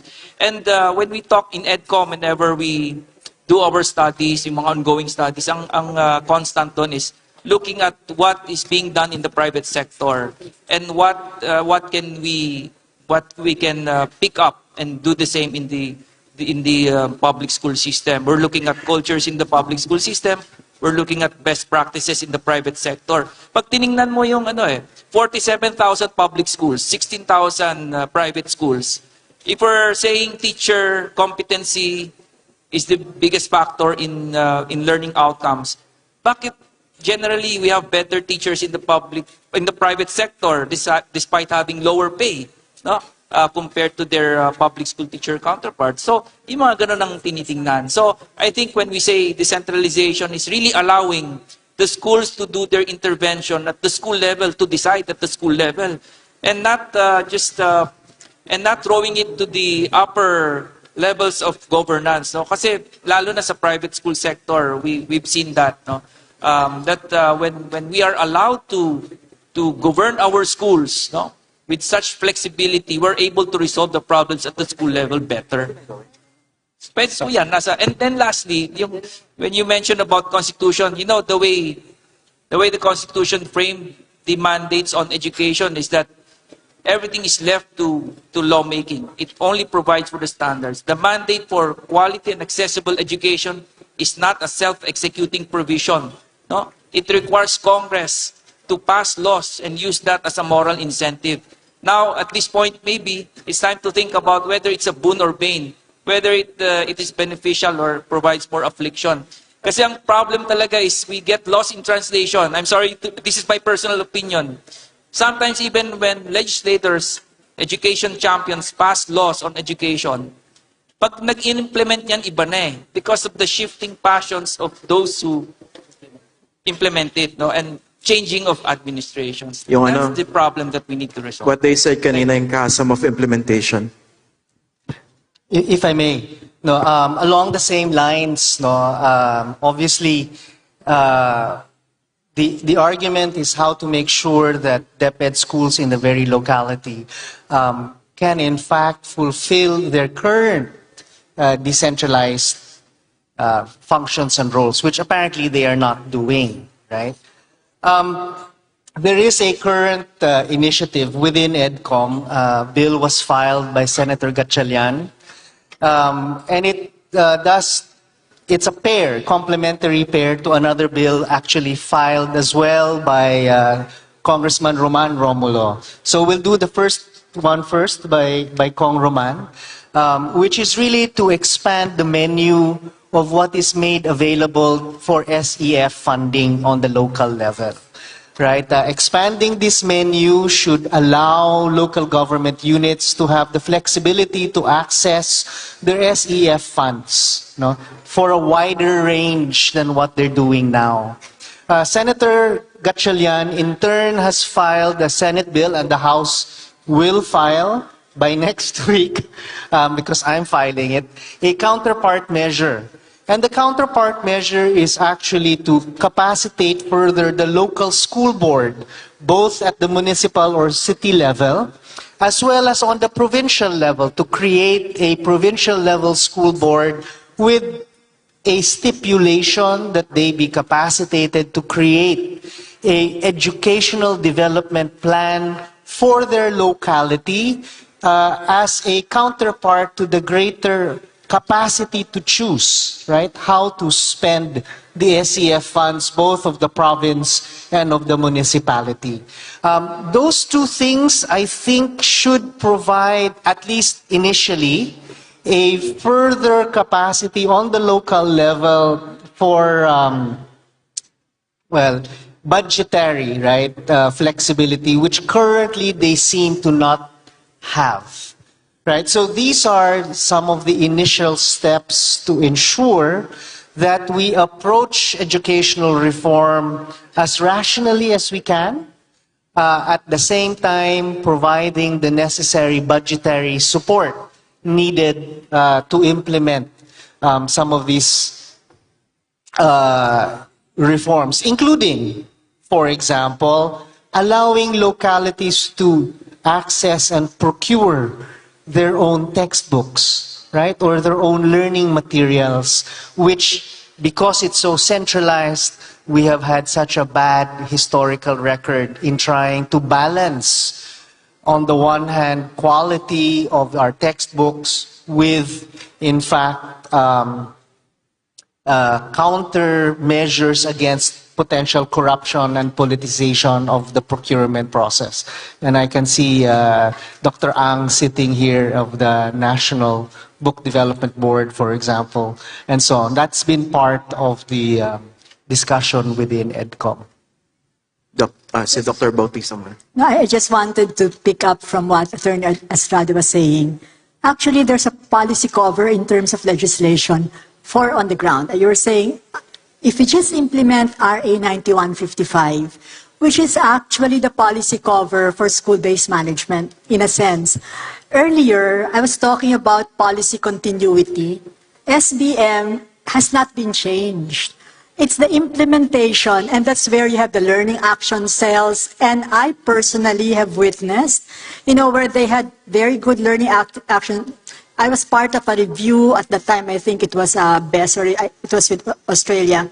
And we were reviewing, and so we asked for a school in Agusan that's not in their list. Because if they give you a list, then they have been prepared. So we went to this school, and my God, the teachers actually were doing learning action cells. They were actually doing it, and they were discussing and sharing books. So I was inspired to actually send them a book about the brain, because we were in a discussion group. It's just like being in a discussion group somewhere else. And they actually take care of each other. So what I'm saying is that policy, I guess, needs to be further strengthened and further implemented on the ground, because that may have been, I'm not sure, may have been waylaid a bit by other policies. But 9155, if we only implement that in the spirit of the law and in the spirit of school-based management, I think, and the learning action cells that Dina was actually talking about, I think we will also go a long way in terms of decentralizing initiatives. Just one last. It's not as if DepEd can solve all the problems. No? When we first convened in EDCOM and we said early childhood care and development should be a separate subcommittee, then we saw how big the problem is with nutrition. The students, even if you have the most conducive learning environment in the public schools, if they're hungry, they will not learn. So, ang laki talaga ng problema ng Pilipinas, no? Na hindi lang talaga ito DepEd ang makakasagot. And what have we found out? We also found out that dropout rate is very high. At grade 4, they're out of the system. So you will see that they're not even in high school, they're not even in senior high, obviously not in college.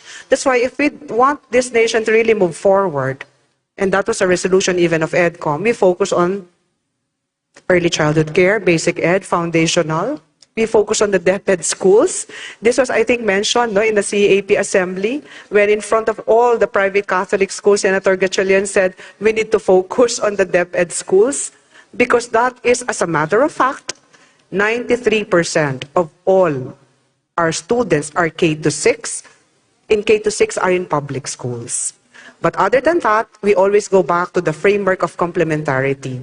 Where will private schools be in the scheme of things?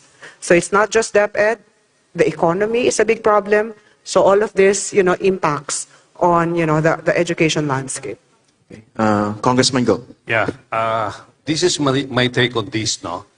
Irregardless of what the constraints are, especially in government, I think it's important that our heads of the different schools, public schools at that, both elementary and high school, should find opportunities to be more innovative in the way they run the district, the region, and so forth and so on. If we are all constrained by whether it's devolved or centralized system of governance in our educational system, I think this should not be a constraint for us to be more innovative in ensuring that we develop quality teachers, and at the same time, the output would be students who will be quality also. Having said that, we had an experience. The EDCOM 2 went to Australia, and we met with the different educational institutions there. We understood their current system and how they improve their performance year to year. And when we came back, the main task that we have to do here is not just come out with, plans to do this. What we did in Baguio, in particular, we organized all the principals of all public, elementary, and high school. We had a town hall meeting with them. We discussed their problems and concerns. And I think if we look at the main concern of DepEd is to train more than 800,000 teachers.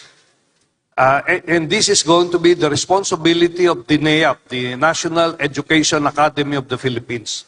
And to my mind, that's too overwhelming to train 800,000. Before you know it, 5 years is through, or 6 years, wala pang nangyayari dito. So what we did is we organized all the principals. The principals now will be responsible in ensuring that the teachers are going to be highly motivated. They will be equipped with all the skills and the competencies, and this will help them deliver quality education with their students. So we work with the PBED, we work with the Australian government, and they're gonna fund this program of doing training for them so that they will become CEOs in the respective school, and be the one to drive the quality of education in the respective school. And I think we can do this in all regions of the country.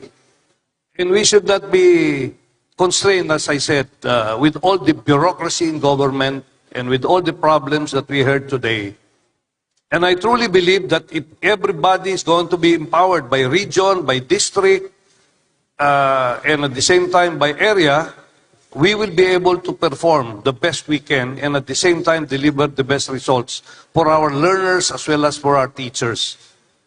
And the model, of course, funding is necessary here. We got support from the Australian government to fund the training program that we will deliver to them. But the main objective of the training is to make them CEOs, Chief Executive Officers of the respective schools.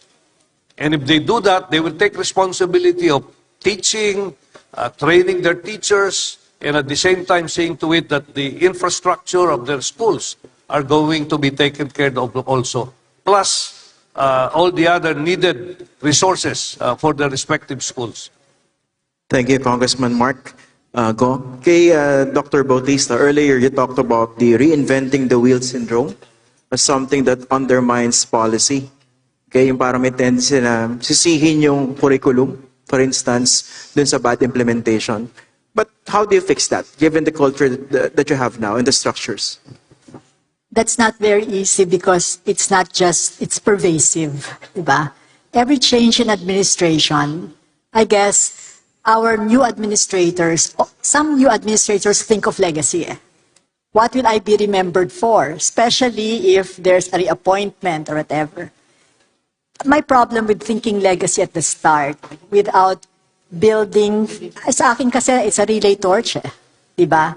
The relay torch passes from one administration to the next. The next administration can have its own new innovative programs, but it also takes into account and reviews what is already existing.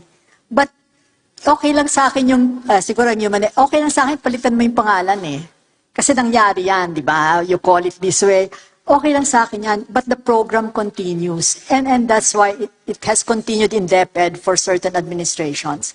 But it's difficult. And I'm not just talking DepEd. It's also all our, not all, but many of our institutions are like that.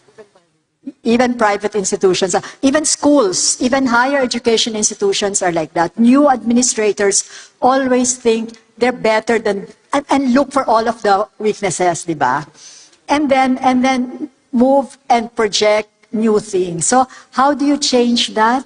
I guess eventually accountability for outcomes of programs and sustainability. And that requires a public or the stakeholders that make leaders accountable. But without that, parang ang hirap, di ba? I completely agree. Actually, that's one of the contexts of my first question. In tendency natin to focus on the person, di ba? It happens not only in the education sector. Pag may bagong upo, papalitan yung polisiya, lalagyan ng kanyang imprint, lalagyan ng label. It's actually flimsy. And I won't apologize for the term because that's very benign, di ba? It's a flimsy practice. Pero can we exert, siguro, is this a good approach for the stakeholders to exert pressure on the policymakers or the implementers to focus on the evidence? Nasabi nyo, miski ilagay mo yung pangalan niya dyan, yung mukha niya, pero basta nag-work siya, the next administration will be pressured to build on it at least. Kasi may evidence eh. Is that happening? Anybody? Well, or we're too petty to focus on evidence? it should happen, dapat, di ba? Dapat yun. But, things do not happen the way we want it to happen. But definitely, I think it should be the guideline that we should follow as leaders of the country. But you are correct. There are situations where, the brand name is very important than probably the content.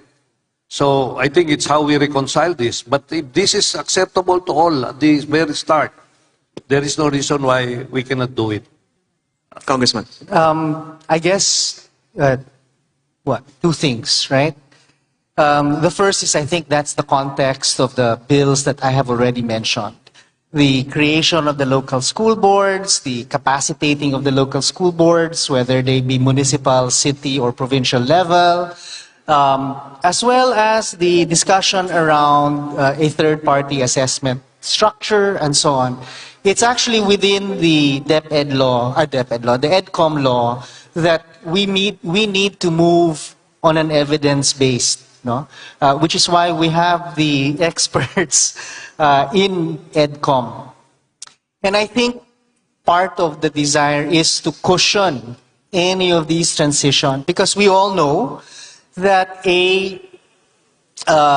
education's horizon for change, that you can feel the change depending on the type of intervention that you produce, is at the minimum 5, 10, 15 years, right? Which is obviously much longer than any one political person's term. So the second is, given that, how do you ensure the sustainability of a response? The only way to do it, I think, is to create the kind of development plan, education development plan, that can continue beyond any specific administration. And then have an agency or a body that is accountable and responsible, obligated to be accountable and responsible for the development, the monitoring, and the implementation of such a plan. And again, I think that is all part and parcel of Senator Gatchalian's current proposal on local school board enhancement. So I'm not sure it's the only solution, but at any case, it's a first step. No, and I certainly feel that at least the EDCOM commissioners are listening and are aware. No, as we try to find ways to push whatever necessary educational reforms there may be. By the way, ideally, how often should curricula be reviewed or even revised? Gaano ba kadalas dapat? May sagot si Dr. Bernardo. It came out in the EDCOM. Sir, may I ask you to respond? Yeah, we can call a friend in this panel. Call a friend. Because there are best practice. Can we give Dr. Bernardo and... Kasi example now, di ba, may latest PISA results and I'm sure ang knee-jerk reaction ng iba observer siguro, may mali sa curriculum, palitan. Pero based on evidence, how often should it be reviewed at the very least?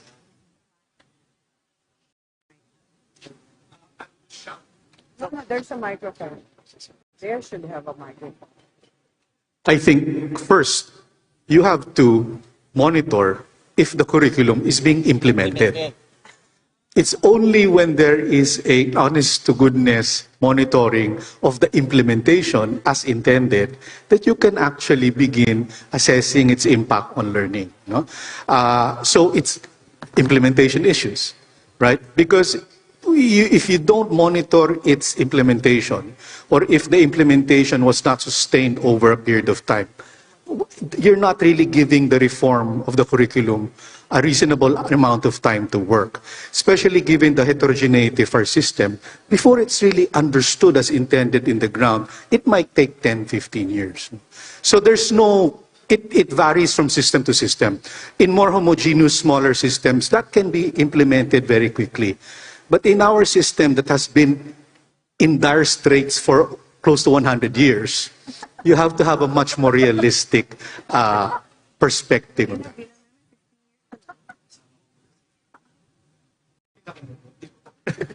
Kanina, we said 15 years pa lang from the When Reforms Don't Transform article. Ngayon, 100 years na pala. Hiramin ko muna si Dr. Bernardo for 2 points lang. Assuming the curriculum is properly implemented, how soon or how often should the curriculum be reviewed? 15 years. Number 2, kalimutan ko yung second question ko. Mamaya na lang, babalik ako. No, and I just want to add, I think it was clear from both of their presentations as well. It's not just implementation of the curriculum per se. Embedded within that statement is learning delivery as well, right? You can have a range of ways of implementing the exact same curriculum depending on the needs, specific actually ideally to the child. But that's more difficult, right, for many schools. Naalala ko na. But in the Philippines, how often do we revise the curriculum for basic education? So if the K-12 curriculum started, Dr. Ocampo, it started, K-12 started 2013. 2013, and we're now changing it to the matatag. Again, we call a friend. Dr. Ocampo, tell us. How many years before of K-12 and then now we're looking matatag? So, di ba, nag-K-12, matatag, then K-12. And then, before matatag was the pandemic curriculum, and then K-12. And then before that, there was revisions from BESRA. And then there was the CEDIP, then the TEEP, and then before that were PRODED and all of that. So these are series of reforms in curriculum, implementation, teacher training, governance, finance. So what EDCOM is doing, it's been iterated many times. In the last talagang 70s kasi yung PRODED. So 50 years na. Parang ganon. So we've had this history of reform. And always our objective was to always increase math, science, and English. And obviously, that's not working, right? Which is why it was important to look at other drivers of quality and drivers of Pero yun nga, because of population explosion and all of that, doon mo lumalaki yung problema, di ba? So, yun. So, marami na pong... So, when do you reform? When you're in the classroom, you do it every day. Because that's where it happens. But as a curriculum policy, then you need to let it iterate for years. Take root, because the understanding of the curriculum by those who implement it is what's important. Not the paper, the implementation.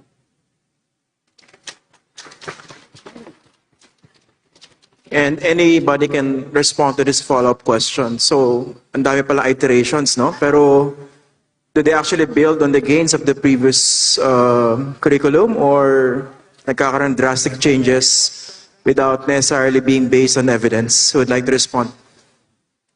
I guess there are no, when I say, for instance, we never reinvent the wheel, there are things that is internalized by those who went through the process, parts and parcel. For instance, yung sinasabi ni Dina na may PRODED, may mga may SEDIP, some of those, even the learning action cells, were also already introduced and piloted early on.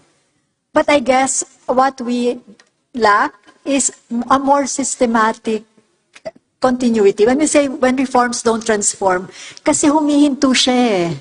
Project lang siya. Tapos pati yung mga do-gooders among us, yung mga talagang earnest about education, kahit tayo nag-reinforce ng projectized thinking eh. Kaya na-undermine din natin yung sustainability ng isang policy. Kasi, yeah, you have many agencies that are helping, di ba? In fact, I don't know if Dina mentioned it early, kasi nung nagdi-discuss kami, nung sasabihin namin, ang dami nating mga friends. They take the teacher away from the classroom also kasi kanya-kanyang initiative. So lahat sila lumalabas, ano na yung ginagawa ng teacher sa classroom? So siguro among us, we should talk about kailan kayo pwedeng mag-ano ng inyong programa, di ba? Hindi during classes. So the teachers get confused. But what I'm saying is, we think projectized. And because we think in projects, we also stop, di ba? If you're in the bureaucracy, ang problema kasi sa education, coping institution siya eh. Kasi hindi mo nakikita yung output at outcomes as visibly as in the others. At dahil coping institution siya, meron siyang autopiloting mode. Unlike others na ma-check mo pag hindi nagagawa. So sa autopilot, pag projectized all the time at walang nagpupush ng sustaining the implementation of a big policy, then or a big program, then the ones, you cannot blame the ones in the bureaucracy from just going back to the way things are done. So talaga, in a sense, we don't have that continuity, but it's not fair to say, walang nakukuha, kasi talagang we're not starting from scratch. Even the program, maybe even K-12, even the program before K-12, learned valuable lessons from previous programs, and they adopted them. But bits and pieces, piecemeal ang adoption. Diba? Okay, I'd like to add something. Yeah. Well, I just would like to make a comment. I'm asking myself, bakit yung iba are successful, yung iba hindi, with the same curriculum? Di ba? Maraming successful. Sabi ko nga, we don't need to reinvent the wheel eh. Bakit yung Lasal, Ateneo are doing well compared to the other schools? So why do we need to rethink or rediscover new approaches even when we can just go to them, what made you or what are making you successful? Simple lang yung tanong eh. We don't need to be rocket scientists to find out what these big schools are doing well. So in other words, the curriculum probably it's only one of the factors. Eh. It's not the determining factor of making the school successful or the children. So yun nga ang tanong eh, bakit yung ibang schools okay na okay with the same curriculum? Why yung iba hindi? And that's the question that I've been asking myself. And I think we need to look at this very seriously in addressing the issue of curriculum. Bakit noon? Okay. Ngayon, hindi na. So, siguro maraming ibang problema tayo. Napakadami nating problema. Okay. Siguro sumagot yung mga taga-Ateneo at Lasal, no? Because you're put on the spot. Model daw kayo, eh. Baka magtampo yung UP tsaka UST. Anyway. Hindi nga eh. Tsaka marami pa, sorry ah. Nakachamba. Student ko pala nag-number 1, ha? Former student ko. Siyempre, kine-claim, no? Journalism undergrad siya, nag-number 1 sa bar. Then he went to law. Anyway, sumingit lang ako para may konting, madikit ako sa glory. Joke lang. Let's talk about teachers. Kasi very unfortunate to, no? I have my observations about how badly teachers are being treated by the system itself. Siguro hindi naman sinasadya, pero the situation, they found themselves in that situation, di ba? Pag maganda yung output, pag maganda yung outcome sa mga estudyante, pinupuri yung teacher. Pero pag hindi maganda, sinisisi yung teacher. Let's talk about somehow easing the load on the teachers. Kasi di ba, ito nangyayari sa ibang schools eh. Even in my university, this happens, no? Hindi naman technically expertise sa isang teacher yung isang subject, pero pag kulang, ikaw na muna yan, sa'yo na yan. Diba? So that has an impact on the student and the instruction itself. So, wag na magtampo yung UST, but these things are happening really. So yun, how do we address the load that's put on the shoulders of the teachers? Let me just start very briefly. We had a curriculum validation workshop with teachers, both public and private, EdCom to Basic Ed, and this was to the validation workshop on the Matatag curriculum. But other than just the curriculum, which is the paper intended, we were asking the teachers, are there implementation issues? And you know what the public school teachers were saying? Pagturuin lang kami. Gusto naming magturo. Kaso ang daming ibang pinapagawa. I think our deputy regional directors who are here know that, no? And, they will implement a DSWD program. They'll have to implement a program of the LGU. They will have to implement, feeding programs. So they're pulled out of the classrooms to do all of this. So in private schools, and I always say this, you all know this, your teachers cannot be out of the classrooms, correct? Even Catholic schools, magmimisa ka ng 1 oras dahil feast ng patron saint, babayaran mo pa yun, di ba? In the afternoon, nag-extended period. Kasi ayaw mong mawalan ng contact time ang student at yung teacher in the delivery of the curriculum. So that to us is really very crucial, for the public school system. That why is it that the teachers are not, are given, they call it ancillary task, that are really not teaching, not really inside the classroom. So that to us is very, very problematic. And the public school teachers, in fairness to them, they want to teach. They want to be with their students. But the other factors that really, they have very little control of, such as mainit ang classroom, malaki yung class size. These are things beyond their control. So I guess even aside from ito mga DSWD, Weighing Children, lahat ng programa kasi sila, aside from that, election pa, aside from that, meron pa ding ibang talagang hindi na dapat, di ba? They have to prepare their students whenever there are higher officials visiting the school. And yung mga estudyante, hindi lang, they also cook, they also spend money, di ba? At certain points because they are, yun ang mga sinasabi namin, the hierarchical culture and the culture of obeisance. And then yung hierarchical culture, the higher officials are always treated so well, and they have to be very hospitable to higher officials because the higher officials naman expect it. So I guess if something can be done about this and also all the other duties that are given to them, then maybe they can actually teach and focus on learning. Okay, Attorney Estrada. Okay, so you mentioned about the responsibility and the burden that we put on our teachers, and it's really not the support that we give to our teachers. I don't think it's enough. Number one, for the private school teachers, yung salary difference, no, compared to the public school teachers, napakalayo.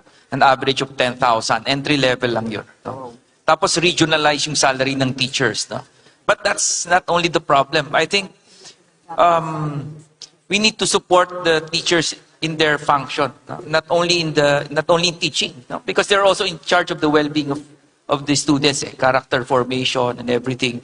And they open themselves to a lot of complaints, especially now. No? So we talk about of child protection a lot, but we don't talk about teacher protection. Yung iba hindi na masyadong nagtuturo dahil makakasuhan ng child abuse, maraming silang. So we need to support them, we need to professionalize teachers in the real sense of the word. I-compare mo sila sa other professionals, ang layo no?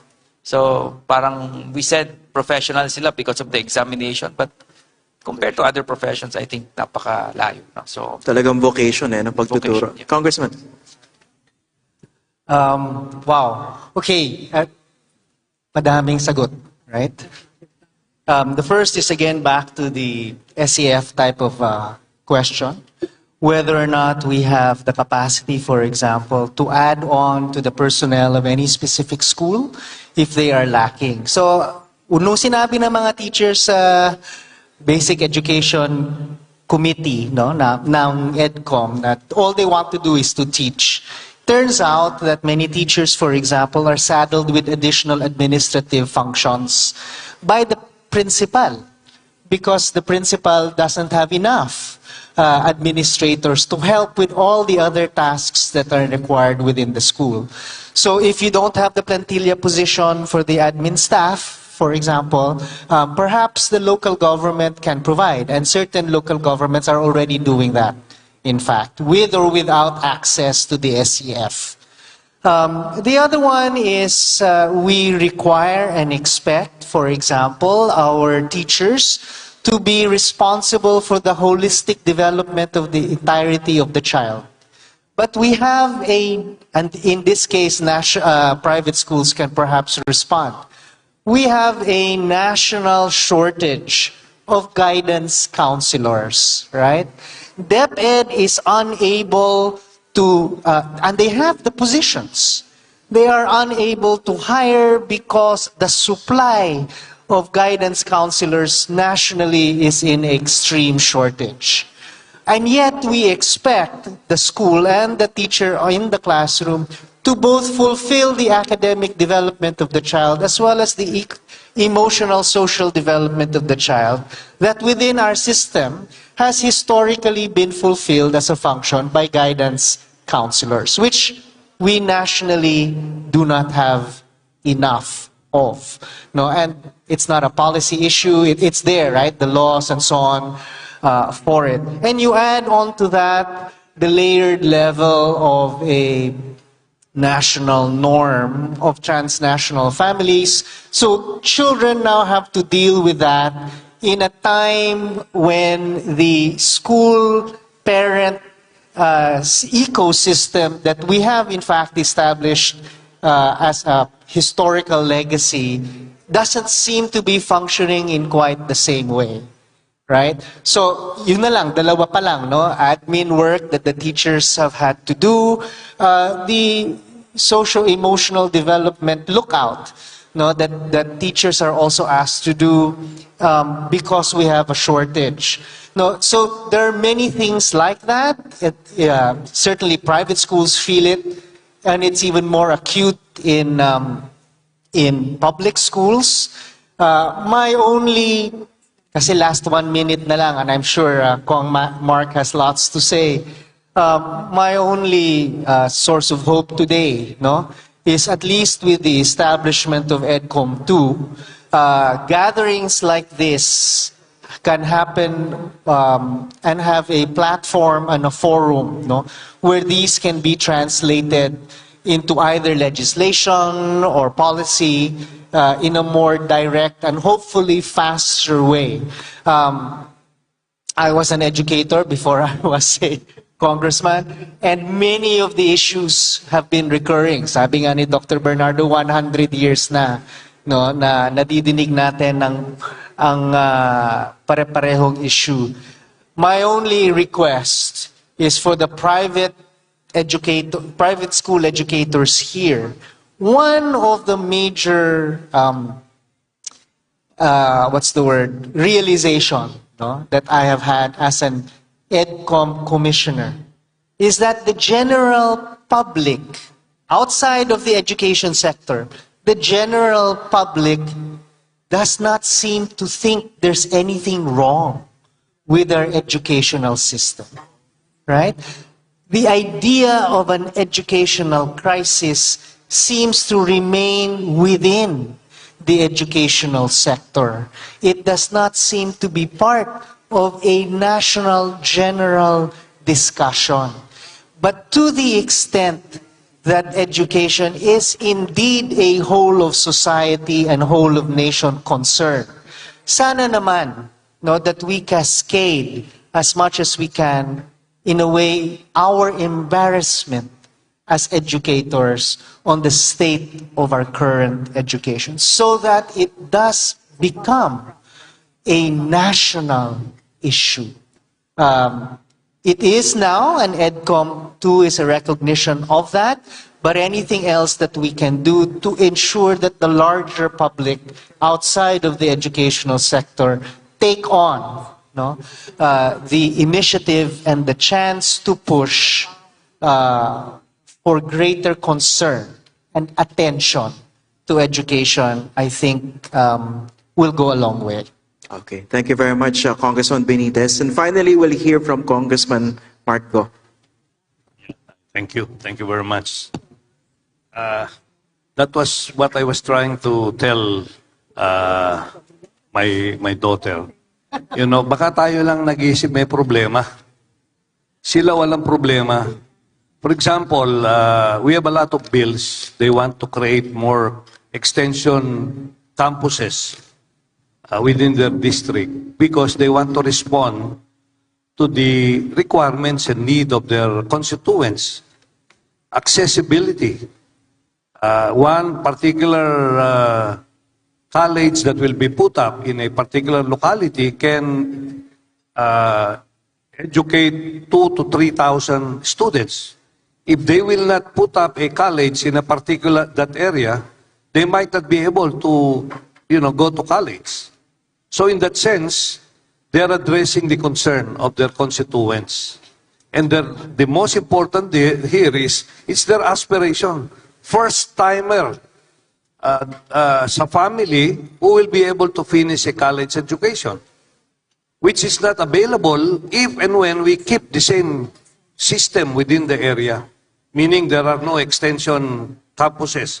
Because if they go to a private school, they might not be able to finish their education. So having said that, I think we need to, as stated by Congressman Benitez, baka tayo lang. And it's not baka, this is the feeling, yung mga congressmen actually, hindi nila pinoproblema ang edukasyon eh. Kami lang pala ni Congressman Benitez. Although we understand, we have been fighting for you people, not only in the EDCOM, but even in the House of Representatives. The Education Commission too is doing everything possible to balance the interests of the schools and the students, as well as the teachers. So, having said this, I think we have a bigger challenge. I thought I'm going to be here just to enjoy myself and free from all the pressure of all the bills that we are discussing in Congress now. But when I go back home or go to Congress this afternoon, I'm going to bring several problems that we will try to see if we can come out with legislation. After hearing Dr. Cynthia, Dr. Gina, Odina, and Dr. Bernardo, napakadami niyong iniwan na mga problema. Pero pagtulungan natin to, I think we can address this. And let the people know that we are all concerned for the general welfare of our people. So, yun lang. Thank you very much, Christian. Okay, thank you very much. So that ends our panel discussion this morning. Thank you to Dr. Bernardo, Ms. Doris Ferrer, Attorney Estrada, Congressman Benitez, and Congressman Marco. Thank you very much.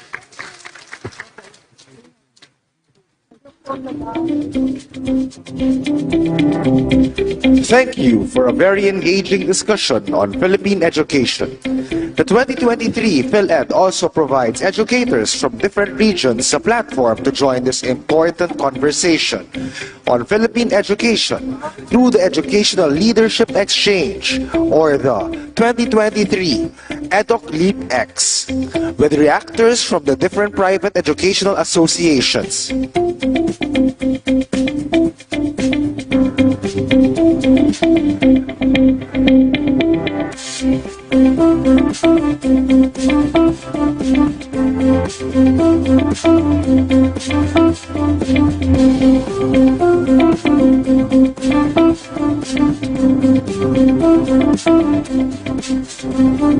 Lunch is ready. Please look forward to the performances of the Sisters of Mary Handbell Ringers.